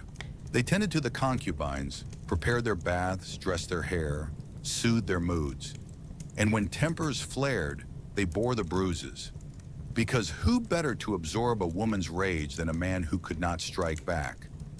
One stone stele, hidden for centuries behind a servant's quarters, bears a single line. They called us safe, but we carried the weight of every moan they stifled. Their presence was both practical and symbolic. A guard with a sword could be bribed. A eunuch could not desire, at least in theory. But desire is not always physical. Some eunuchs fell in love with the women they served, silently, from a distance. One scroll, written in tight, tear-stained glyphs, survives from a eunuch named Pa Ra'em. She laughed today. Her teeth caught the sun. I would give my life to taste the honey between her words. He was found dead weeks later. Poison. Some say he was caught lingering too long outside her room. Others say he drank the poison himself. His tomb is unmarked. And yet, there are those who rose in power. One eunuch, Beacon, rose to become chief overseer of the harem, a position of influence, secrets, and silent terror. He controlled the schedules of concubines, their diets, their fertility herbs. His word could raise a woman to the king's chamber or bury her in forgetfulness. It is said that he once had a rival concubine's tongue cut out after she accused him of watching her too closely. In his tomb, one of the few granted to a eunuch, the walls are bare. No wife, no children, only a small inscription near the entrance. He who had no sons guarded the seeds of kings.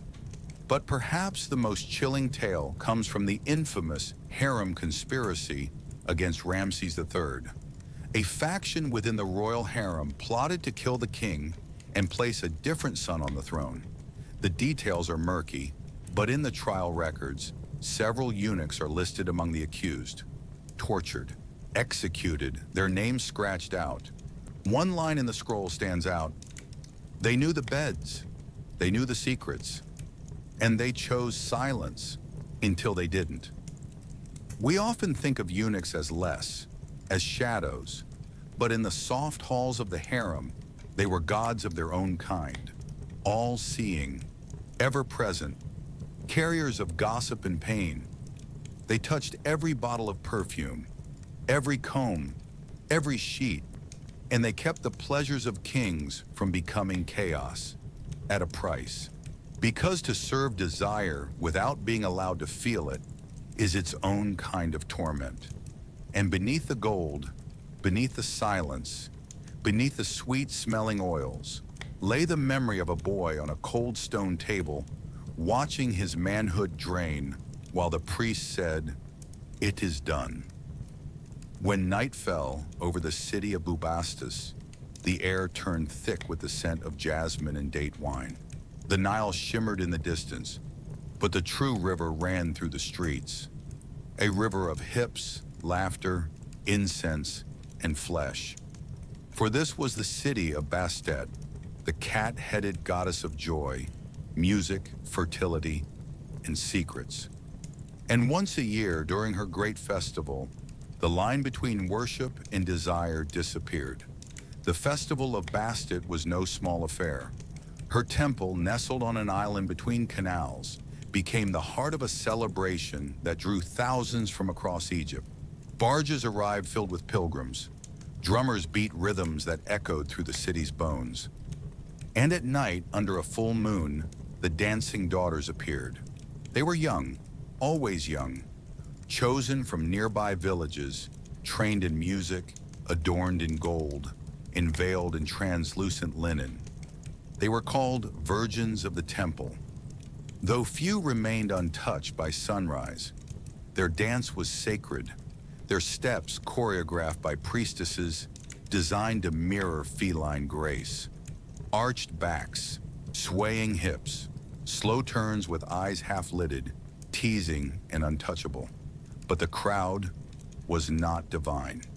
Men came not to pray, but to watch, to lean forward, to offer coins, figs, poems, anything that might earn a smile, and if the gods smiled back, the girl might disappear behind the curtains. It was said that Bastet welcomed pleasure, that she encouraged wine, laughter, and union of flesh, but only if done in joy, only if both bodies sang. Yet beneath the purring voice of the goddess was another sound, the sound of rules rewritten for desire. One scroll, found half burned behind the temple, bears the name of a girl called Tamari. She writes, "I danced with the wine in my blood and the goddess in my smile. He said I honored Bastet, but when I bled, they buried my name." The priestesses who oversaw the dancers spoke of empowerment, of divine ecstasy, of unity between woman and goddess. But some say those priestesses had once danced too, and now older, they simply moved the strings. The rituals varied. In some versions, the dancers would pour oil on the altar, then rub it across their bodies in offering. In others, they were asked to sleep with joy, a euphemism that changed meaning depending on who was asking. Sometimes they were paired with other girls, sometimes with men in masks. One recovered ceremonial mask, feline-shaped, with onyx eyes and golden fangs, bears bite marks on the inside. Another artifact, a shattered alabaster bowl, carries the inscription, "To Bastet, with the seed of 7 men. May she bless the womb." Whether the dancers were willing is a question buried in layers of myth. Some believed they were honored. Some believed they were sacrificed. Because when your body becomes a symbol, your voice becomes a threat. One late period tale tells of a dancer who refused a priest's touch.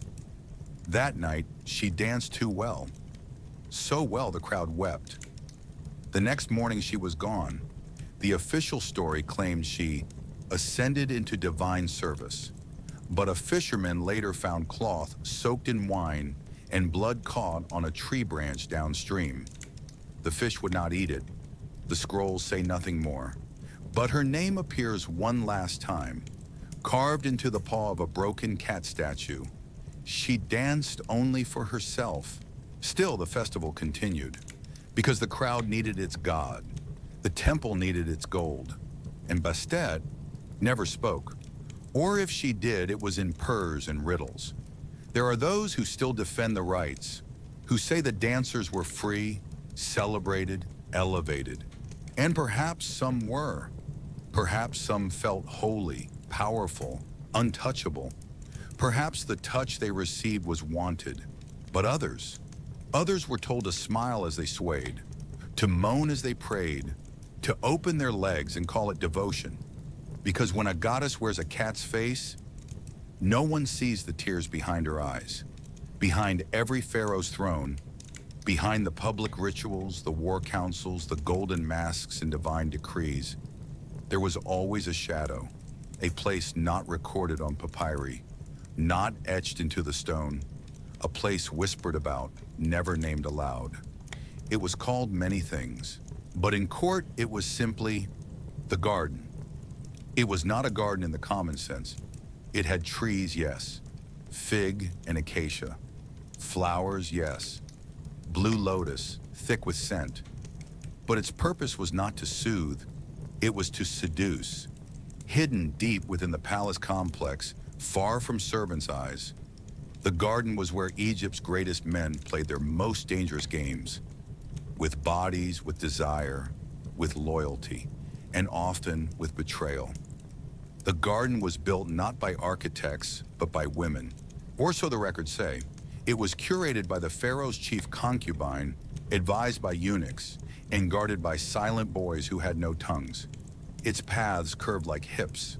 Its walls were low enough for moonlight to crawl over, but too high for escape. Every plant was chosen for a reason. Blue lotus for arousal, henbane for dizziness, poppy for forgetting. Incense burned constantly, so that even the air itself seduced. And in the center, a pool shaped like the Eye of Ra.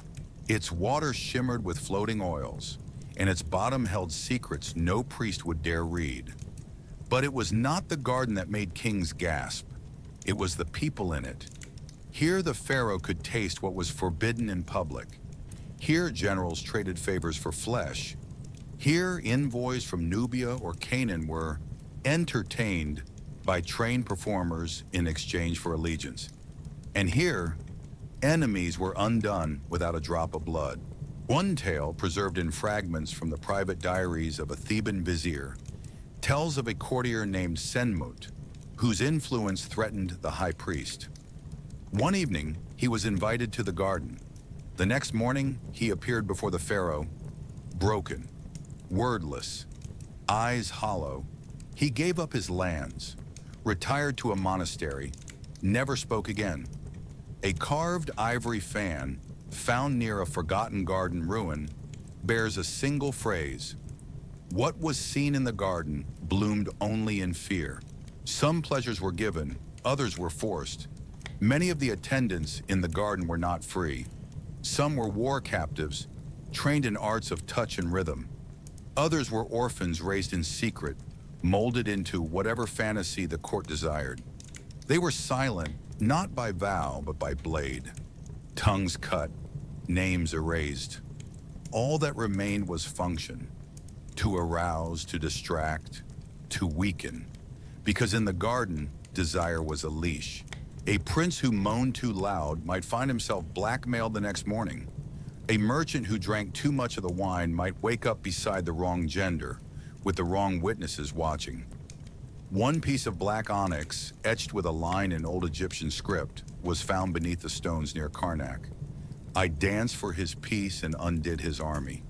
The pharaohs themselves were not spared. Some were addicts, not of sex, but of control, of watching others lose it. One wall carving from the ruins of Malkata Palace shows a scene rarely depicted. Two men wrestling under the gaze of a cloaked figure. The caption is cryptic. He watched, he chose, he smiled. Another pharaoh was said to keep a book, bound in leopard skin, listing every official who had wept or begged in the garden. It was not for record, it was for insurance. But amid all the power, there were moments quieter. Two dancers holding hands under lotus trees. A concubine helping a trembling prince dress in silence. A eunuch scribbling a poem into the dirt with a stick, only to erase it when footsteps approached. The garden held not just lust, it held sorrow, regret, and sometimes love in chains. One ruined statue toppled during a rebellion had a line barely visible on its base. We touched as kings, but died as slaves. Eventually, the garden fell out of fashion. New dynasties brought new pleasures, new shadows. But some say its stones still exist. Beneath the sand, beneath the ruins, beneath the silence. And when the wind is just right, you can still smell lotus, still feel the heat of skin in moonlight, still hear breathing. Because pleasure, once used as a weapon, never truly dies. It simply waits to be offered again. There are tombs in Egypt that no archaeologist dares to open, not because of traps, not because of curses, but because of what they represent. Among them, in the cliffs of Deir el-Bahari, lies one such resting place. Carved without inscriptions, sealed with 7 layers of clay and limestone, it bears no royal cartouche. And yet, its very presence speaks louder than any pharaoh's tomb. They call it the Virgin Tomb, but there are no virgins left to tell its story. What we know comes not from monuments, but from whispers in medical papyri, priestly fragments, and funerary gossip. It tells of a time, perhaps during the later Middle Kingdom, when chastity became currency, when purity was not just a virtue, but a sacred offering, not to a god, but to a death that demanded obedience. In that age, certain girls, usually from priestly families, were chosen as living vessels of Maat, the goddess of truth and cosmic order. Their role was to maintain harmony through silence, seclusion, and abstinence. They were not allowed to marry, not allowed to bleed, not allowed to age.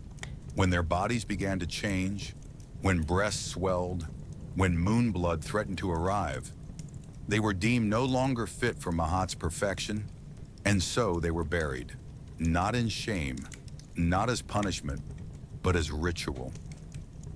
The scrolled deeds of the Still Ones describes the process. They are wrapped in linen while they breathe, anointed in oil while they cry, entombed while they still see stars, and stone is sealed before the last breath fades. It was believed that by sealing them in eternal stillness, their purity would be preserved forever, that their souls, untainted by desire or flesh, would balance the scales of Maat in the afterlife, keeping the world from chaos. But their tombs were never marked, because to name them would be to admit what had been done. Some say it was only a handful of girls, Others that whole generations were sacrificed this way, one every moon, hidden behind prayers and priestly hymns. The ritual was called the stillening. Those who prepared the tombs wore veils. Those who witnessed the sealing were forbidden to speak of it, and those who wept were replaced. The tomb at Deir el-Bahari was found by accident, a rock slide revealing its outermost layer. Inside, archaeologists found a series of narrow chambers, no sarcophagus, only limestone benches, each holding a mummified figure curled in fetal position. 42 in total, each wrapped in silk linen, each bound at the wrists, each mouth slightly open. No wounds, no violence, only the evidence of slow suffocation. On the wall, drawn in faded ochre, a figure of Maat with outstretched wings. Below her, scales. On one side, a feather. On the other, a girl kneeling. No words, only that image. Again and again, 42 times. One theory suggests that these were not just girls, but sacrifices made during times of cosmic imbalance, famine, plague, war. That when the gods turned their backs, the priests offered the only thing left untouched. Innocence. But innocence in the hands of men becomes a weapon. One rare document, hidden in the bindings of a tax ledger, contains the private confession of a young temple scribe. She asked me what death felt like. I told her it would be gentle. I lied. Her nails broke the linen. No one knows how many tombs like this exist, or how many girls were promised eternity and given darkness. But they are not forgotten. Some desert travelers report strange sounds near cliffside ruins, soft humming or scratching beneath the stone. Others claim to dream of eyes watching from sealed cracks, always young, always pleading. And one legend says that if you speak the name of Ma'at near an unmarked tomb, the air will grow still, not out of reverence, but guilt, because even gods cannot balance scales when they're weighed down by the bones of the voiceless. In a secluded wing of the royal palace, beyond the courts of law and the libraries of scribes, there once existed a chamber that never appeared on any official map. It was not hidden by darkness, but by silence, passed down only in whispers from one dynasty to the next. Its walls were painted not with gods, but with justice, twisted, sensual, and cruel. This was the Scorpion Court, a place where the sins of the flesh were punished through the very medium that birthed them. Here the pharaoh's will was executed not with a blade, but with a performance. Here torture was theater, and sex was the instrument of vengeance. The origins of the Scorpion Court are unclear, though fragments suggest it may have emerged during the reign of Pharaoh Seti I, a ruler known for both strict morality and secret decadence. When crimes of a sexual nature arose, adultery among nobles, rape against temple women, deviance among priests, the traditional courts often failed. Bribes were paid, names were erased, victims were silenced. And so the pharaoh, disgusted by the farce of legal justice, allegedly commissioned a secret judiciary, not to restore order, but to humiliate. The chamber itself was circular, the floor tiled in polished red limestone that reflected torchlight like fresh blood.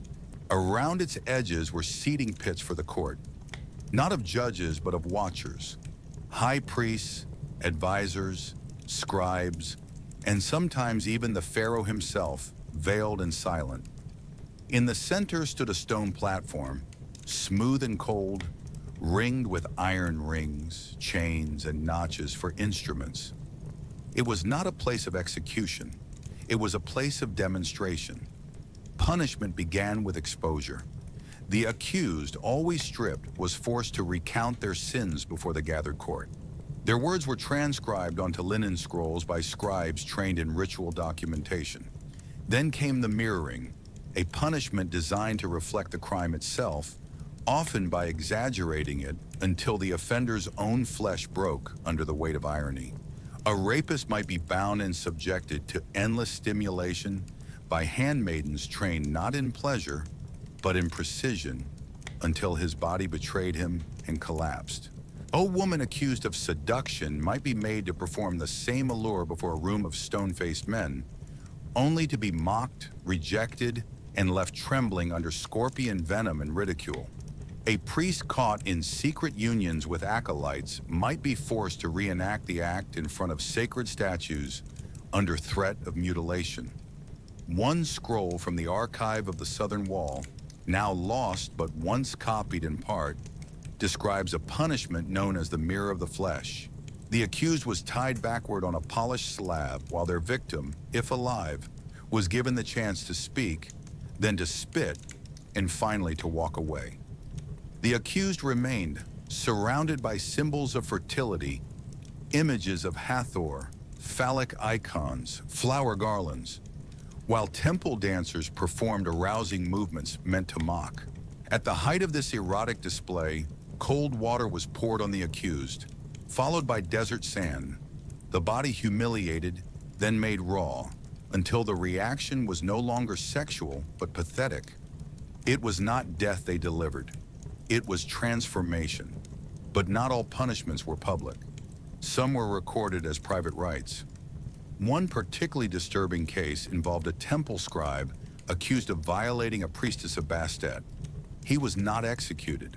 Instead, he was placed under a sentence of reverse servitude.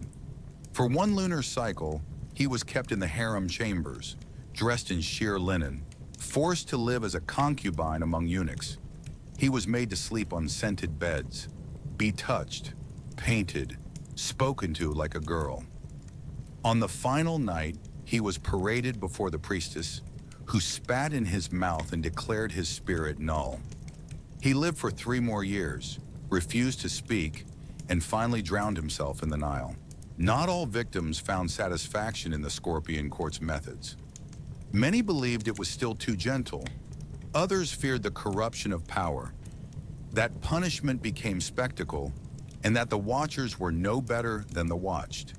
Indeed, some officials were accused of requesting punishments not to deliver justice, but to indulge hidden cravings. In a hidden inscription beneath an old prison slab, a line was scratched in blood-red ochre. They claimed revenge, but feasted on my humiliation. Eventually, the court fell out of use. A new pharaoh, fearing scandal and divine wrath, ordered it sealed. The dancers were dismissed, the records burned, the stones covered in plaster. Yet some believe its legacy remains in hidden rituals, in the way justice is still sometimes performed with cruelty dressed as righteousness, in the secret fantasy that punishment should be watched. And so the Scorpion Court fades into legend, but its sting remains, because when justice wears silk and vengeance dances, the line between punishment and pleasure is thinner than linen.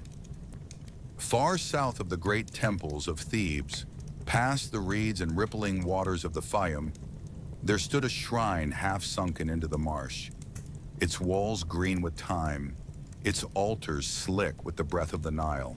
This was the domain of Sobek, the crocodile-headed god of strength, fertility, and protection, a god of the river's fury and its gifts, a god feared not for what he might do, but for what he might demand. And above all else, Sobek demanded brides. The cult of Sobek was ancient, older than many of the more refined Theban traditions. In villages clustered along crocodile-infested banks, he was not a distant deity carved in gold. He was present, physical. His children glided through the water like spirits with teeth. His breath steamed from the swamp. His hunger was real.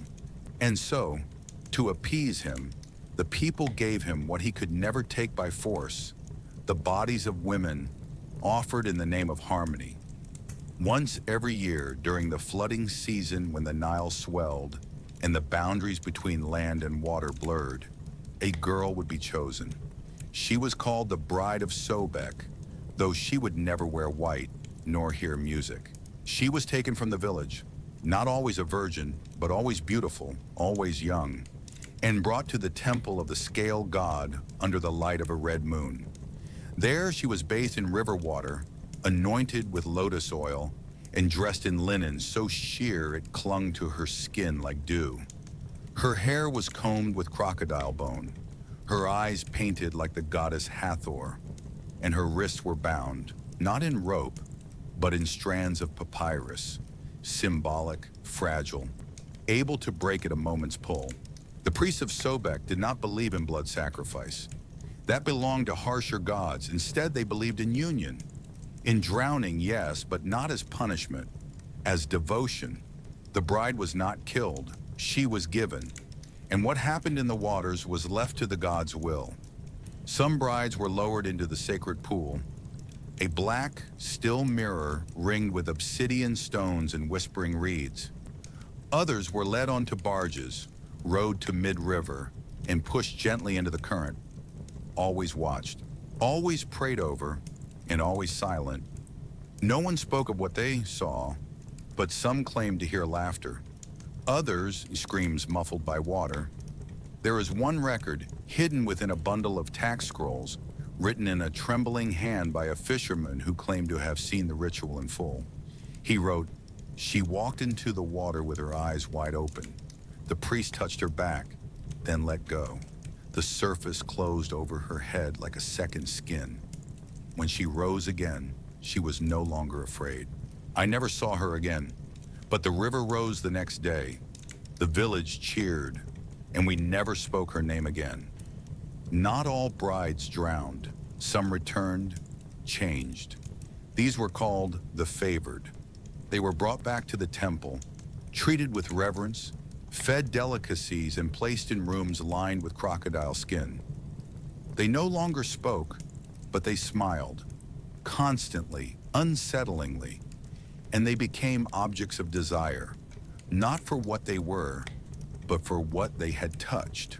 Men came to lie with them. Women came to touch their hands and whisper prayers. And then, after a month, they disappeared again.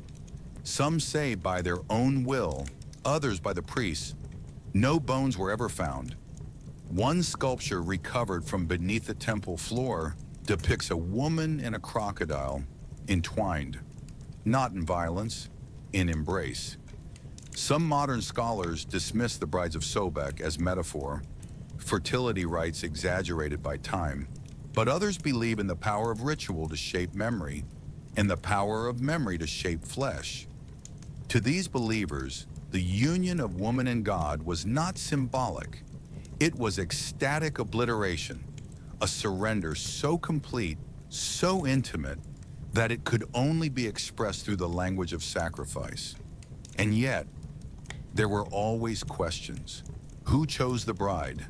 Did she walk willingly? Were her eyes wide because of faith or fear? One half-burnt papyrus found near Medine El Fayum contains a passage from a woman who claims to have fled her village before the selection. They said it was an honor. They said he would protect me.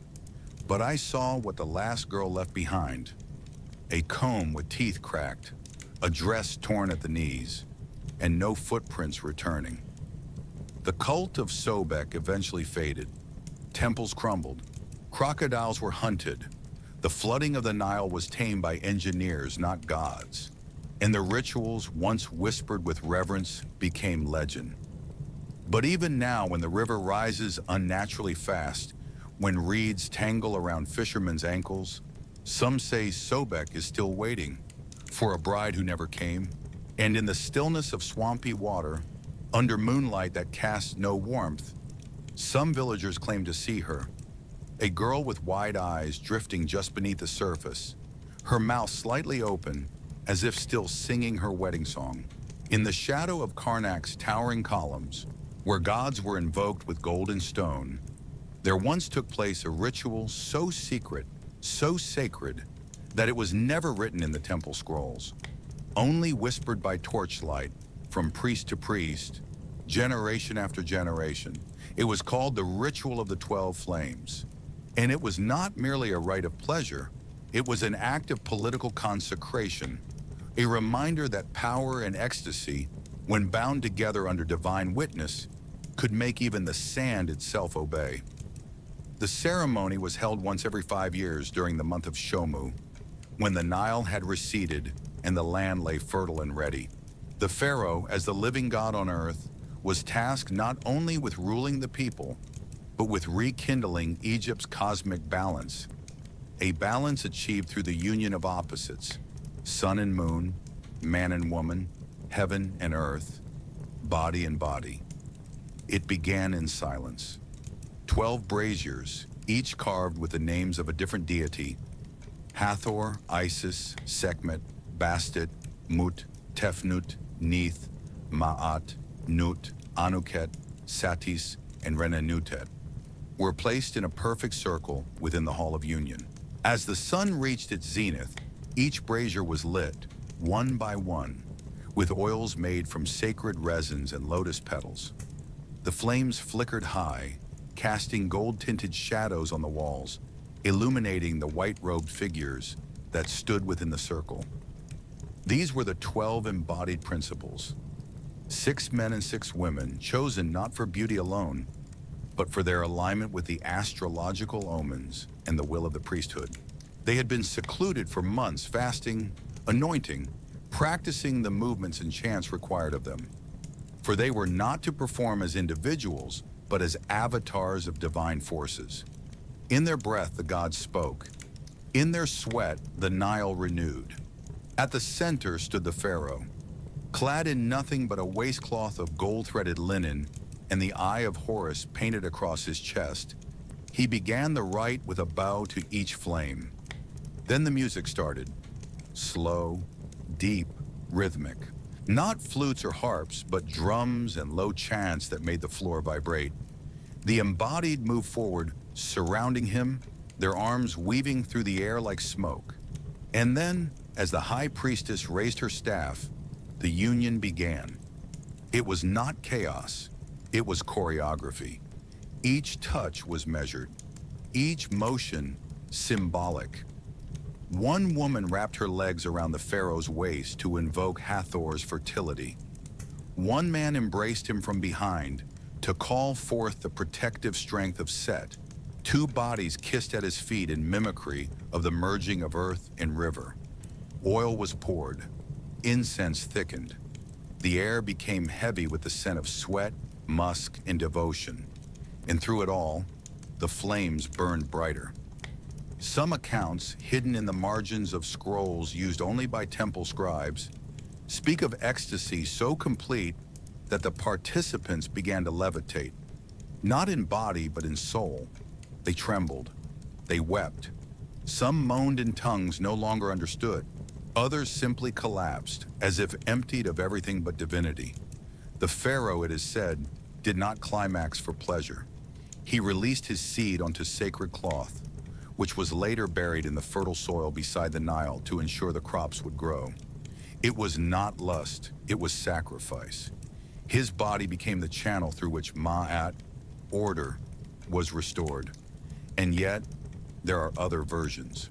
Versions that speak of excess, of the ceremony stretching into the night, of wine passed between trembling hands, of performers continuing even after the priests had ceased their chants. One broken tablet found near the ruins of Luxor bears the following inscription: "The gods left after the 12th flame, but the bodies remained. And in their union, a child was conceived with no name but fire." It is unclear what became of the children born from these rituals.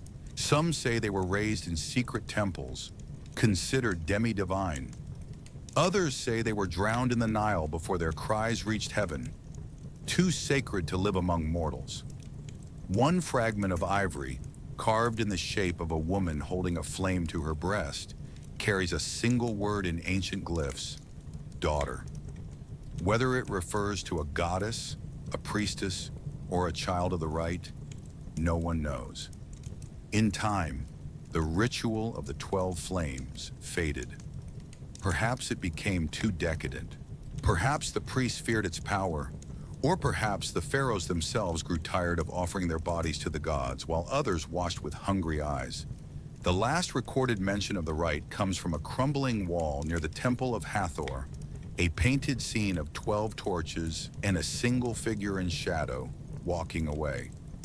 And yet, on certain nights, when the wind blows through ruined corridors and the moon sets fire to the horizon, some say the air still hums with rhythm, that if you light 12 candles in a circle and lie beneath them, you will dream of golden skin, of chants echoing through stone, of hands that touch not for desire, but for fate. Because when a nation ties its gods to pleasure, it burns brighter than the sun. But it must always pay the price of the flame. In the golden corridors of Pharaoh's palaces, where sandals stepped on alabaster and lotus perfume hung like mist, not all power wore the scent of masculinity. Some walked silently, dressed in the robes of scribes and servants, without beard, without boast, without even the weight of desire. They were the eunuchs of the court, and though their bodies had been altered by iron and decree, their minds held the keys to doors even generals feared to knock upon.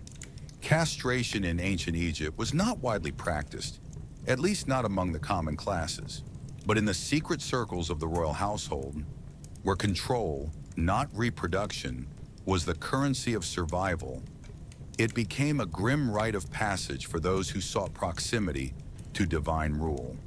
The body, after all, was seen as a vessel, and if part of that vessel could be given up, sealed in silence, the rest might ascend. It began with boys, taken young, often from Nubian tribes or lesser noble lines. They were brought into the palace under the guise of service. Chosen for their beauty, obedience, or intelligence, they were trained in etiquette, language, music, and the politics of observation. They learned how to read expressions, how to write reports without bias, how to disappear into the marble when power passed by. And then, when the time came, they were given a choice. To serve the pharaoh, truly serve, they would have to leave behind what made them boys. The procedure was brutal, even in its most ceremonial form. In a chamber scented with resin and myrrh, the boy would be laid upon a slab, his limbs held gently but firmly by 4 veiled men. A priest of Anubis would chant over him, not to numb the pain, but to honor the sacrifice.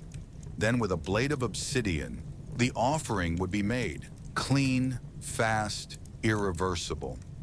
Ash was packed into the wound, cloth bound tight, and silence descended like a second skin. Those who survived were reborn. They were no longer boys. They were Shesepunk, living offerings. They were dressed in robes of soft white, kept in cool chambers, and taught the arts of diplomacy, mediation, and most importantly, discretion. They could pass through the harem without suspicion. They could speak to queens without jealousy. They could whisper into the pharaoh's ear without ambition, or so it was believed. But eunuchs were not neutral. Many became power brokers, trusted advisors, keepers of secrets. They remembered who visited the royal chambers, who wept after decrees, who drank too much during festivals. They held information like a knife wrapped in silk, unseen but deadly. One eunuch, Nebuhotep, is said to have orchestrated the fall of 2 viziers and the rise of his own brother to command the army, not through force, through knowledge, through patience, through the leverage of silence. Still, the cost remained. Some eunuchs were haunted by voices that cracked but never deepened, by touches that stirred nothing, by nights spent lying on silk sheets, wondering if their devotion had truly bought them freedom, or simply a different kind of prison. One scroll found hidden inside the binding of an unused ledger reads, "I was made pure to serve the gods, but who shall I become when they no longer watch?" Not all underwent the ritual willingly. There were whispers of boys taken from enemies of the throne, altered as punishment or mockery, then elevated as a cruel reminder to their bloodlines. A carved stool found near the remains of a collapsed palace bears a line scratched into its underside. He lost his sons and then served them wine. The implication remains unclear, whether the father was forced to watch or whether he drank with those who once called him enemy. Some eunuchs turned their pain into piety. They became keepers of the most sacred relics, tending altars where only those without lust were allowed to tread. In the Temple of Mut, records suggest that the high keeper of the womb, an eunuch of over 70 years, was the only one permitted to cleanse the statue of the goddess. He did so in silence day after day until his hands trembled and his sight failed. On the day of his death, the temple gates were closed for 3 days. No prayer was spoken. Only a single line was carved into the base of Mut's pedestal. He touched nothing, but held everything. The decline of eunuch influence came slowly. As dynasties fell and new powers rose, masculinity reasserted itself in more brutal forms. The warrior priest, the virile general. The cults of Osiris and Horus emphasized resurrection, rebirth, the continuity of seed. The body, once seen as a vessel to be shaped, was now considered sacred in its wholeness. And so the eunuchs faded, relegated to footnotes, their scrolls buried, their names lost. And yet, they remain. In statues with no genitals, in paintings of soft-eyed men holding records and keys, in tombs where no wife is listed, no children inscribed. They are the guardians of absence, not empty, but intentionally erased. Because sometimes in Egypt, the most powerful man in the room was the one who had nothing left to lose. In the temples of Bubastis, where palm trees bent low to kiss the Nile and cats roamed without fear or leash, the scent of milk and myrrh hung perpetually in the air. There at twilight, when the sun bled gold across the river and the first torches flickered to life, women gathered not to pray with words but with their bodies. This was the cult of Bastet, goddess of cats, pleasure, fertility, and secrets hidden beneath silk. And though her statues showed a serene feline face, her rites pulsed with something deeper, an invitation to surrender, to soften, to indulge, to become not hunter, but prey. Bastet was no warrior. That role belonged to Sekhmet, her sister of blood and flame. Bastet was warmth, allure, and deadly patience. She did not demand pain or obedience. She seduced. And in her temples, worship took the form of sweet abandon. To serve her was to embrace sensation, not with violence, but with velvet claws. The priestesses of Bastet were unlike others in Egypt. They were not veiled. They did not hide their eyes or silence their voices. Their robes were sheer, dyed in sunset hues, clinging to curves rather than disguising them. They wore bells at their ankles, and their laughter echoed like birdsong through the columns. But they were not courtesans. They were initiates of a mystery older than war. They taught not only dance and touch, but the sacred geometry of pleasure, how the arch of a spine could mimic the rising moon, how the breath of two lovers could align like stars across a temple ceiling. The initiation of new devotees was called the pouring of milk, a ritual both symbolic and tactile. The initiate would lie upon a bed of woven reeds in a chamber lit only by candlelight. Around her, elder priestesses would chant the hymns of Bastet in low circular rhythms. Then from a golden vessel shaped like a cat, warm milk mixed with honey and perfumed oils would be poured slowly along the body, over the chest, the belly, the thighs, cleansing, anointing, awakening. Touch was part of the ritual. Soft cloth, warm hands, sometimes lips. Not for titillation, but for transformation. To be worshipped, to be known, to be undone gently. These were not sins in Bastet's temple. They were prayers. Men were allowed, but only as offerings. They entered not as seekers of release, but as those willing to be devoured. In one scroll, preserved in the temple of the sacred tale, a scribe recorded, "I knelt before her, naked as the day Ra birthed light. She fed me milk from her own breast, then kissed it from my lips. I forgot my name, and when I left, I could not walk straight, not from pain, but from longing." Milk was sacred. It was said to represent both motherly nurture and erotic surrender.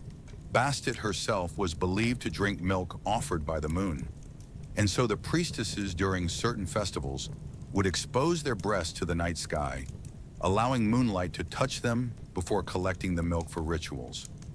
It was never consumed by mortals. It was poured on altars, used to bathe statues, or anointed on the lips of lovers before union. During the festival of Bubastis, thousands would gather in boats along the riverbanks, singing, drinking wine, and dancing to music played by flutists and tambourine girls. But inside the temple, a quieter rite unfolded. In a chamber walled with feline mosaics, a chosen priestess would perform the cat spiral, a dance of rolling hips and curling hands, mimicking the stretch and yawn of a cat in heat. At its climax, she would lower herself onto a bed of silk, arms open, and offer her body to the goddess through union with a partner chosen by divination. This was not voyeurism, it was sacrament. But such softness carried danger. There were stories of those who became addicted to the temple, not for the goddess, but for the pleasure. Men who stopped eating, only drinking milk, waiting for the priestess's touch. Women who cut themselves to offer blood with the milk, believing pain would win Bastet's affection. One tale speaks of a high priestess who refused all partners for a year, claiming the goddess had claimed her soul directly. Her body was later found curled on the altar, eyes wide, heart stopped, a smile on her lips and milk dripping from her tongue. Not all approved. Worshippers of stricter gods, Thoth, Osiris, Horus, denounced the rites as indulgent, impure. Some temples were raided. Milk was spilled, statues defaced, but Bastet's cult endured, not through resistance, but through retreat. It moved deeper into the marshes. Smaller temples bloomed in quiet gardens, behind wine shops, within homes guarded by cats. And there, by candlelight, the rituals continued. Even today, some say her influence lingers, that a woman who pours warm milk on her lover's chest while whispering his name in circles is invoking Bastet. That a cat who stares too long during passion is not judging, but remembering, and that every time someone touches themselves gently, deliberately, without shame, they are lighting a small candle in the lost temple of the goddess who mewed, not roared. Because sometimes the most dangerous worship comes not with fire, but with a purr. In the sacred halls where judges wore leopard skins and scribes etched truth into stone, there ruled a goddess who was neither cruel nor kind, but eternal. Ma'at, embodiment of truth, balance, justice, and cosmic order, was often depicted with a single feather atop her head. Yet for some, the feather was not enough.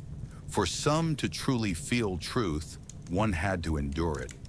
In the forgotten corners of her cult, among ascetic priests and flesh-denying mystics, a darker rite took shape, a rite in which pain was purification, and the body became the scroll upon which truth was written. It was called the Whip of Ma'at. The rite was not offered to everyone. Only those who had committed perjury, blasphemy, or deception before the divine were invited, or rather summoned. Sometimes it was the high priest who made the call. Other times it was the guilty themselves, racked with guilt or fear of the afterlife, who begged for it. To lie in Ma'at's presence was to poison the balance of all things. To be whipped in her name was to cleanse the soul, so that the Ka might be weighed fairly in the next world. The chamber of punishment was unlike other ritual rooms. No gold, no incense, no paintings. Only a single black slab in the center of a sand-covered floor, surrounded by featherless columns. A statue of Ma'at stood behind it, eyes closed, her hands resting on a whip coiled like a snake. The air was dry, heavy, silent, as if it too were holding its breath, awaiting a confession not spoken in words, but screamed in flesh. The accused would enter naked, blindfolded with linen dipped in lotus water, then made to kneel. There were no spectators, only the keeper of scales, a priest who bore no name, no rank, only scars. He would recite the 42 negative confessions. I have not stolen, I have not killed, I have not lusted. And for every lie the penitent believed themselves guilty of, they would nod. The nod was enough. No defense, no plea, only truth. Then the whip would fall, made not of leather but of papyrus reeds, each one etched with prayers, painful but not brutal, sharp but not bleeding. The idea was not mutilation, it was revelation. Each strike meant to strip away illusion. With each cry, a mask was torn off. With each tremble, a lie was cast into dust. Some broke after 5 lashes. Others endured 30 or more. Some wept silently, others sang. One priestess reportedly orgasmed during her penance, not from pleasure, but from what she later called a total surrender to the weightless silence after pain. This was not humiliation, it was recalibration. There are preserved tablets from the Temple of Balance which record dreams experienced by penitents after the rite. One speaks of floating above the Nile, feathered and laughing. Another sees herself torn in half by a jackal, only to be stitched together by Ma'at's own hands. One man, a merchant known for deception, reportedly vanished after his whipping. All that was found was a scroll with a single line. Now I speak only in echoes. The rite was not only for punishment. In rare cases, it was requested before great decisions by pharaohs, generals, high scribes. They believed that to suffer briefly in the goddess's name was to receive unclouded judgment. A famous military commander, preparing to choose between 2 strategic routes through Nubia, asked for 3 lashes from the keeper. That night he dreamed of a lion devouring its own cub. He changed course. The battle was won. The power of the whip was not in force, but in symbolic surrender. By choosing pain, the individual proved to Ma'at that they no longer clung to pride, that they were willing to be reduced to rawness, and from that rawness arise cleansed. But there were dangers. Some became addicted to the ritual, to the sensation, to the clarity after agony.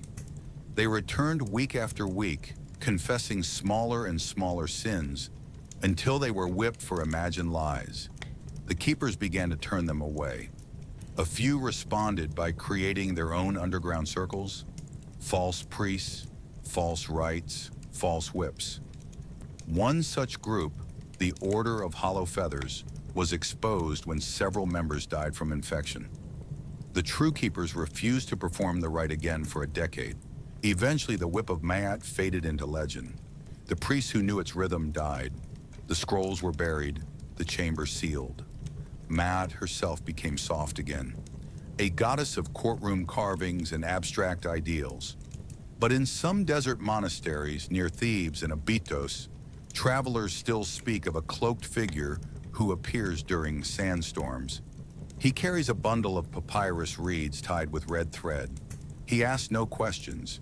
He only waits to see who will kneel. And among those who do, there are stories of men and women who rise afterwards changed. Some speak nothing for years. Others write poetry with no ink. One woman carved the 42 confessions into her own skin and then vanished. Because sometimes to face truth, you must be stripped not just of lies, but of comfort. Not to be punished, but to be made real. Beneath the deepest sanctum of the Temple of Khonsu, god of the moon and time, lies a room never shown on any map, never mentioned in any public hymn. It is perfectly round, carved from dark granite that glitters faintly under torchlight. Its ceiling is open to the sky, but only at the precise angle that allows moonlight to fall into the center of the chamber during eclipses. No other time. This was the moon chamber.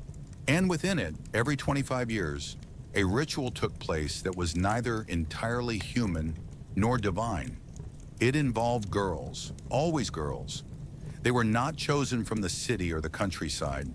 They were bred, conceived by priestesses in chosen male vessels under astrological alignment, carried to term in the temple infirmary, and raised in absolute isolation. These girls were called the daughters of Khonsu, and from the day they took their first breath, their lives were not their own.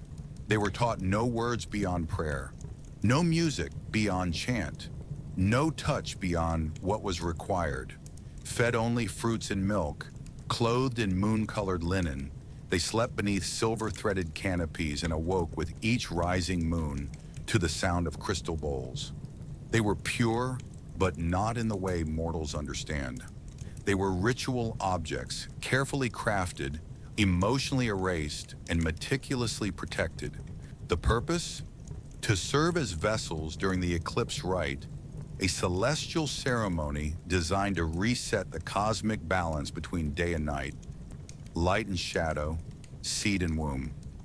Egypt feared eclipses. They were omens, breaches in Ma'at. But the priests of Khonsu believed that if the union of sun and moon could be reenacted through sacred flesh, the imbalance could be healed. And so every quarter century, when the moon blotted out the sun, one daughter was led into the moon chamber. She did not walk. She floated in a trance induced by lotus oil and chants. Her body, anointed in silver dust and milk, glowed in the darkness. Waiting for her was the chosen one, not a priest, but a man raised for this moment from birth. Strong, silent, untouched. He had fasted for months, abstained from speech, and was said to bleed from his eyes the night before the rite. The union was not violent, but it was not tender. It was a ritualistic collision, slow and mechanical, timed with the eclipse above. As the sky darkened and animals grew still, the two bodies met, flesh imitating celestial orbit. They moved only as the priest above chanted instructions, following the phases of the eclipse in real time. It was said that if they reached climax in perfect synchrony with the full occlusion of the sun, Khonsu himself would possess the girl's body and through her cries speak prophecy. Some claim this happened only once, hundreds of years before the rite was abandoned.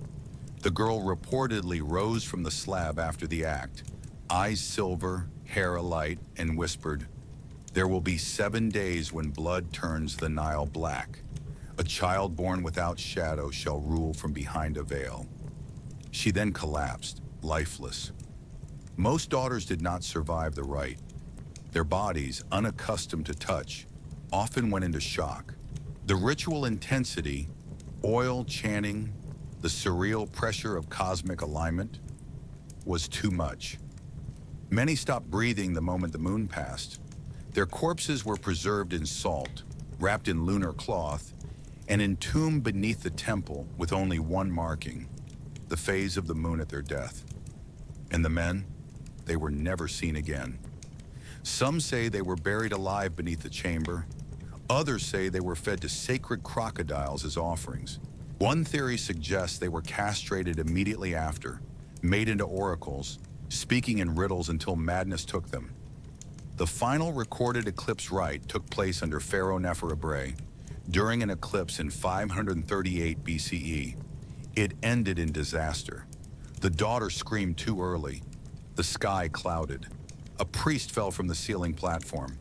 Panic spread. The rite was declared polluted, and the moon chamber was sealed with molten lead and prayers carved into obsidian.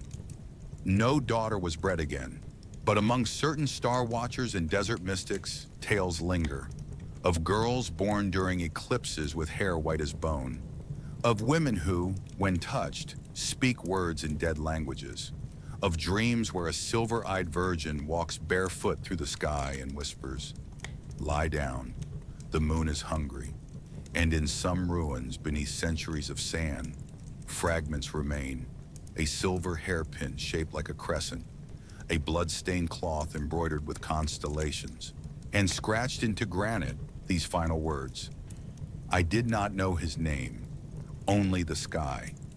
Because in Egypt, not all daughters were born to live. Some were made to reflect the dark face of the divine. In the marshy corners of ancient Heliopolis, among reeds that whispered like gossip and frogs that croaked in ancient rhythms, there once existed a shrine too small to house a god, yet too powerful to be ignored. It belonged to Heket, the frog-headed goddess of fertility and childbirth, a figure often depicted as benign, nurturing, midwife to the cosmos itself. But deep within her cult, past the rituals of safe labor and healthy wombs, there lay something else, a scroll, bound in human hair, written in menstrual blood, whispered only by moonlight and burned after a single reading. It was called the Scroll of Multiplying Flesh. And though it promised fertility, what it delivered was something else entirely. The scroll, according to fragmented temple records, was never part of Heket's mainstream worship. It was hidden, passed between priestesses who served not the people, but the goddess's hunger. Hunger not for birth, but for endless, unstoppable union. Some say it was written during a drought, when stillbirths and barren women outnumbered the grain sacks. Others claim it was given directly by a wandering spirit in frog skin who croaked prophecy and disappeared into the Nile. The spells it contained were precise, terrifyingly so. The first section described how to invoke the womb mirror, a ritual in which a woman would stare into still water under the new moon and chant Heket's secret name. If done correctly, her reflection would begin to move on its own, smiling even when she did not, swelling in the belly though she remained flat. The next night, she would feel heat, not sickness, but need, a physical, overwhelming compulsion to be filled, to be entered, to be multiplied. And it did not stop. One tale speaks of a woman named Sahet, barren for 9 years, who performed the spell in desperation. Within 3 days, she had lain with 5 men, not by choice, but by force of spell. Her skin burned until touch quenched it. Her cries echoed through the village. By the 7th night, she was pregnant, not with 1, but 3 fetuses, each conceived with a different man. They kicked in rhythm. She moaned in her sleep. Her nipples bled milk before the 2nd month. When she gave birth, all 3 infants had the same face. Not hers, not the father's, but the reflection in the womb mirror. Other spells invoked phantom lovers, invisible hands that touched in sleep, whispered names in the ear until the victim answered. Women who woke with bruises on their thighs and the taste of honey on their tongue. Men who found themselves aroused by voices only they could hear, moaning their names from inside their own shadows. The scroll warned, do not read the final spell aloud, for Heket listens not with ears but with womb. But someone always did. The final incantation was known as the seed without end. It promised not just fertility, but eternal impregnation. A body that would birth endlessly, painlessly, joyfully, until the end of the world. It was meant to be used once, only on the goddess herself. But a priestess tried it. Her name is lost. Her tomb was sealed in 7 layers of brick, and on its entrance, scratched by desperate fingers, were 4 final words. I can't stop birthing. Some say she still screams beneath the earth. Others say she became a wellspring, a goddess made flesh, trapped in the cycle of creation without rest, without death. The scroll was burned, but not before copies were made. Tiny versions etched into fingernail slivers, recited backward by moonlight into jugs of water, hidden beneath birthstones, inside milk jars, tattooed in the folds of the inner labia where no husband would ever see. Each carried a piece of the curse, an echo of divine heat pulsing in silence until someone whispered the wrong word at the wrong hour. Modern archaeologists discovered fragments of the language in the tomb of a midwife. The glyphs translated loosely to be fertile is to be powerful, but to be desired by a goddess is to rot from the womb out. Today, the mainstream worship of Heket remains innocent. Statues of frogs in gardens, prayers for healthy delivery.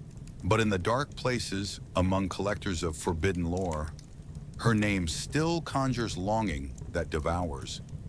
There are whispered reports of women who become pregnant after never being touched, of men who dream of birthing frog-headed infants through their navels, of couples who light candles and wake to find their walls painted in red glyphs they do not remember writing, and always the same dream: still water, a reflection that smiles and a voice that croaks. Multiply. Because in Egypt, not all fertility was a gift. Sometimes it was the price.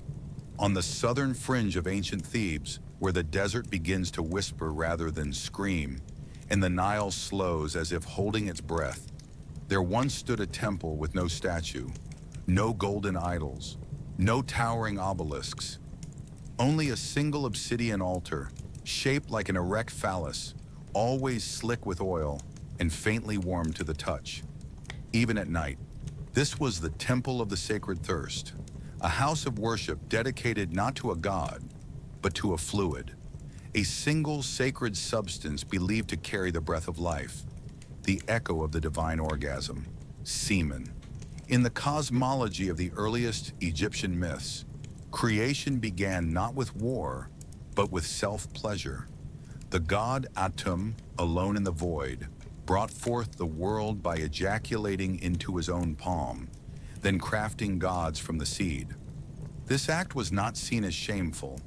It was holy, sacred, a model for divine generation. And for some sects, it became the central pillar of ritual devotion, literally. The Temple of the Sacred Thirst was built by the Order of the White Vessel, an obscure priesthood that emerged during the First Intermediate Period, when famine and war had made death more common than birth. They believed the solution was not sacrifice, but saturation, flooding the world not with blood, but with seed. To give semen was to feed the Nile, to replenish the gods, to restore the lost fertility of the land. Men came from across Egypt to give their offering, not through intercourse, but through ritual arousal. Upon entering the temple, each man was stripped, bathed in warm myrrh, and led to the Hall of Provocation, a long corridor painted with scenes of celestial coupling, with murals so vivid, so detailed, that some claim the walls themselves moaned when touched. At the end of the hall stood the Vessel Maidens, priestesses trained not to seduce but to invoke, women whose very presence was said to hum in harmony with the male heartbeat. They spoke no words. They made no commands. They simply knelt, extended a hand, and received the offering. The semen was collected in alabaster flasks, never allowed to touch the ground. It was then poured into the divine chalice, a basin carved from meteoric stone, said to vibrate faintly with each drop added. At the full moon, the accumulated seed would be carried to the altar and mixed with crushed lotus, wine, and a single drop of priestess blood. This sacred cocktail was then poured into the earth at the river's edge, while chants rose into the sky. Return to the soil what first made man. From this heat may life rise again. But not all donations were equal. The order believed that the intent behind the release changed its potency. A man who came in anger or shame offered a polluted gift. A man who released in devotion, thinking only of the goddess, gave pure essence. To measure this, a practice was developed. Each man would be watched by two priestesses. One would observe his face, the other his groin. They would confer silently. If both agreed the climax was true, that his body shivered with surrender rather than conquest, his essence was deemed sacred. The highest honor was to be chosen for the twilight flow. This was a monthly rite during which a single man was invited to climax directly upon the altar, his fluids smeared onto the stone and left beneath the stars. It was believed this act echoed Adam's original gesture, creation through solitude. Those selected for this rite often wept before, during, and after. Not from pain, but from the overwhelming intimacy of being watched by the gods themselves. But where worship intensifies, so does obsession. Some men came too often, growing pale, thin, addicted to the act of giving. Others tried to fake purity, forcing serene expressions while consumed by lust. A few broke into the temple at night, attempting to steal the flasks, drink from them, hoping to gain virility or prophetic dreams. One man was found dead beside the chalice, his lips white, his body erect even in death. The order said nothing, but after that, the chalice was moved underground. The temple survived for centuries, quietly, privately, without royal endorsement or public festivals. It was never raided, never destroyed. It simply faded. The final record is of a priestess writing in a crumbling papyrus scroll. The earth is dry. No one brings warmth. The vessel thirsts in silence. Today, no ruins remain. But in some desert tombs, archaeologists have uncovered alabaster jars, sealed, sticky, still warm to the touch in dreams. One such jar, opened under moonlight by accident, was said to release a fragrance that made every woman in the room blush and every man look away. And among obscure cult practitioners in modern esoteric circles, a single phrase remains etched in ritual circles. Seed is not waste.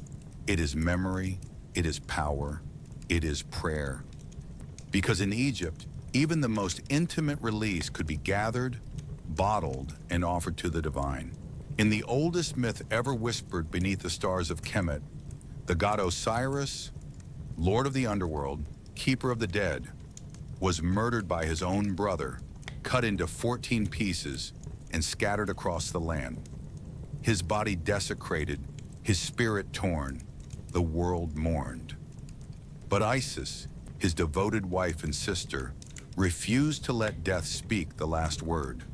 She gathered his remains, piece by piece, and through magic, breath, and love, she rebuilt her husband, all but one part, the phallus, swallowed by a fish in the Nile, lost forever, and so she crafted one anew, from gold, spells, and longing. A divine phallus, risen not from flesh, but from desire itself, and with it she mounted his corpse, breathed his name, and conceived the falcon-headed Horus, avenger of gods and guardian of kings. This myth was more than poetry. It was a blueprint. In certain priesthoods of Abydos, the city most sacred to Osiris, this tale was not just remembered, it was reenacted. Not symbolically, not with idols, but with real bodies, real death, and real erection. The rite was called the Reawakening. It was performed only once a generation, in the deepest vaults of the temple, witnessed only by the highest priests and the most devoted acolytes. The participant was chosen years in advance. Always a man, always willing, always trained from childhood in both philosophy and pleasure. He lived a celibate, sacred life, preserving his strength, purity, and seed, until the time came. On the night of the rite, the man was anointed in myrrh and wrapped in linen, not as a groom, but as a corpse. He lay upon a stone slab shaped like Osiris' bier, surrounded by carvings of the goddess Isis with outstretched wings. As the moon reached its peak, the priestesses entered, veiled, silent, holding torches and phallus-shaped staffs. They moved in circles, chanting in low tones, invoking not life, but lust beyond life. Then the body was stimulated, not violently, not crudely, but methodically. Hands, breath, oil, hymns. The goal was a final erection, the last bodily rebellion against death. the final surge of blood through failing flesh. It was believed that in that moment, the man touched divinity, that his spirit stood at the threshold between this world and the next, balanced not by judgment, but by arousal. Some records say that, in rare cases, the participant would climax just before passing, that his seed would be collected and poured onto sacred soil, that flowers grew from it. Others say the priestesses mounted the body once erect, becoming Isis, reliving the moment the goddess defied death with love and created a god. The rites varied. The meaning did not. Erection was resurrection, a refusal to be silenced, a final gift, a divine punctuation mark on the life of a man who died willingly, not for gods, not for country, but for myth. In some scrolls, a priest writes, "He died not with a scream, but with a sigh. His manhood rose like the sun, then faded beneath the wings of Isis." The body was not buried immediately. It remained in the chamber for 3 nights, perfumed and guarded, while the priests waited for signs, dreams, visions, snakes slithering across the altar. Then, and only then, was he mummified. His penis, if still firm, was wrapped in gold leaf and buried with a sculpture of Isis in embrace. The sarcophagus bore no name, only a single glyph: Ankh, life. But as centuries passed, the rite grew controversial. Even in ancient times, kings were uneasy. Scholars whispered of necromancy, of women possessed, of priests corrupted. Some claim the last man to undergo the ritual in 92 BCE awoke during the act, eyes glowing, mouth speaking in tongues. Not of the gods, but of demons. His body was burned. The vault was sealed. Still, the myth endured. Osiris remained. Isis remained. The idea that death was not an end, but a doorway opened by longing, that remained. Modern archaeologists found carvings in a collapsed crypt near Abydos, showing a man lying with a full erection and a winged woman hovering above him, whispering into his ear. Beneath the image, 3 words: "Come back, beloved." Today, the final rite is forgotten by most, sanitized in books, reduced to metaphor. But in dreams and flickering candles, in moments of intimacy that feel like rebirth, some say we still reenact the myth, that every time a body trembles at the edge of climax, something ancient stirs, something sacred, something that refuses to lie still. Because in Egypt, even gods died hard, and sometimes the last thing to leave the body was desire.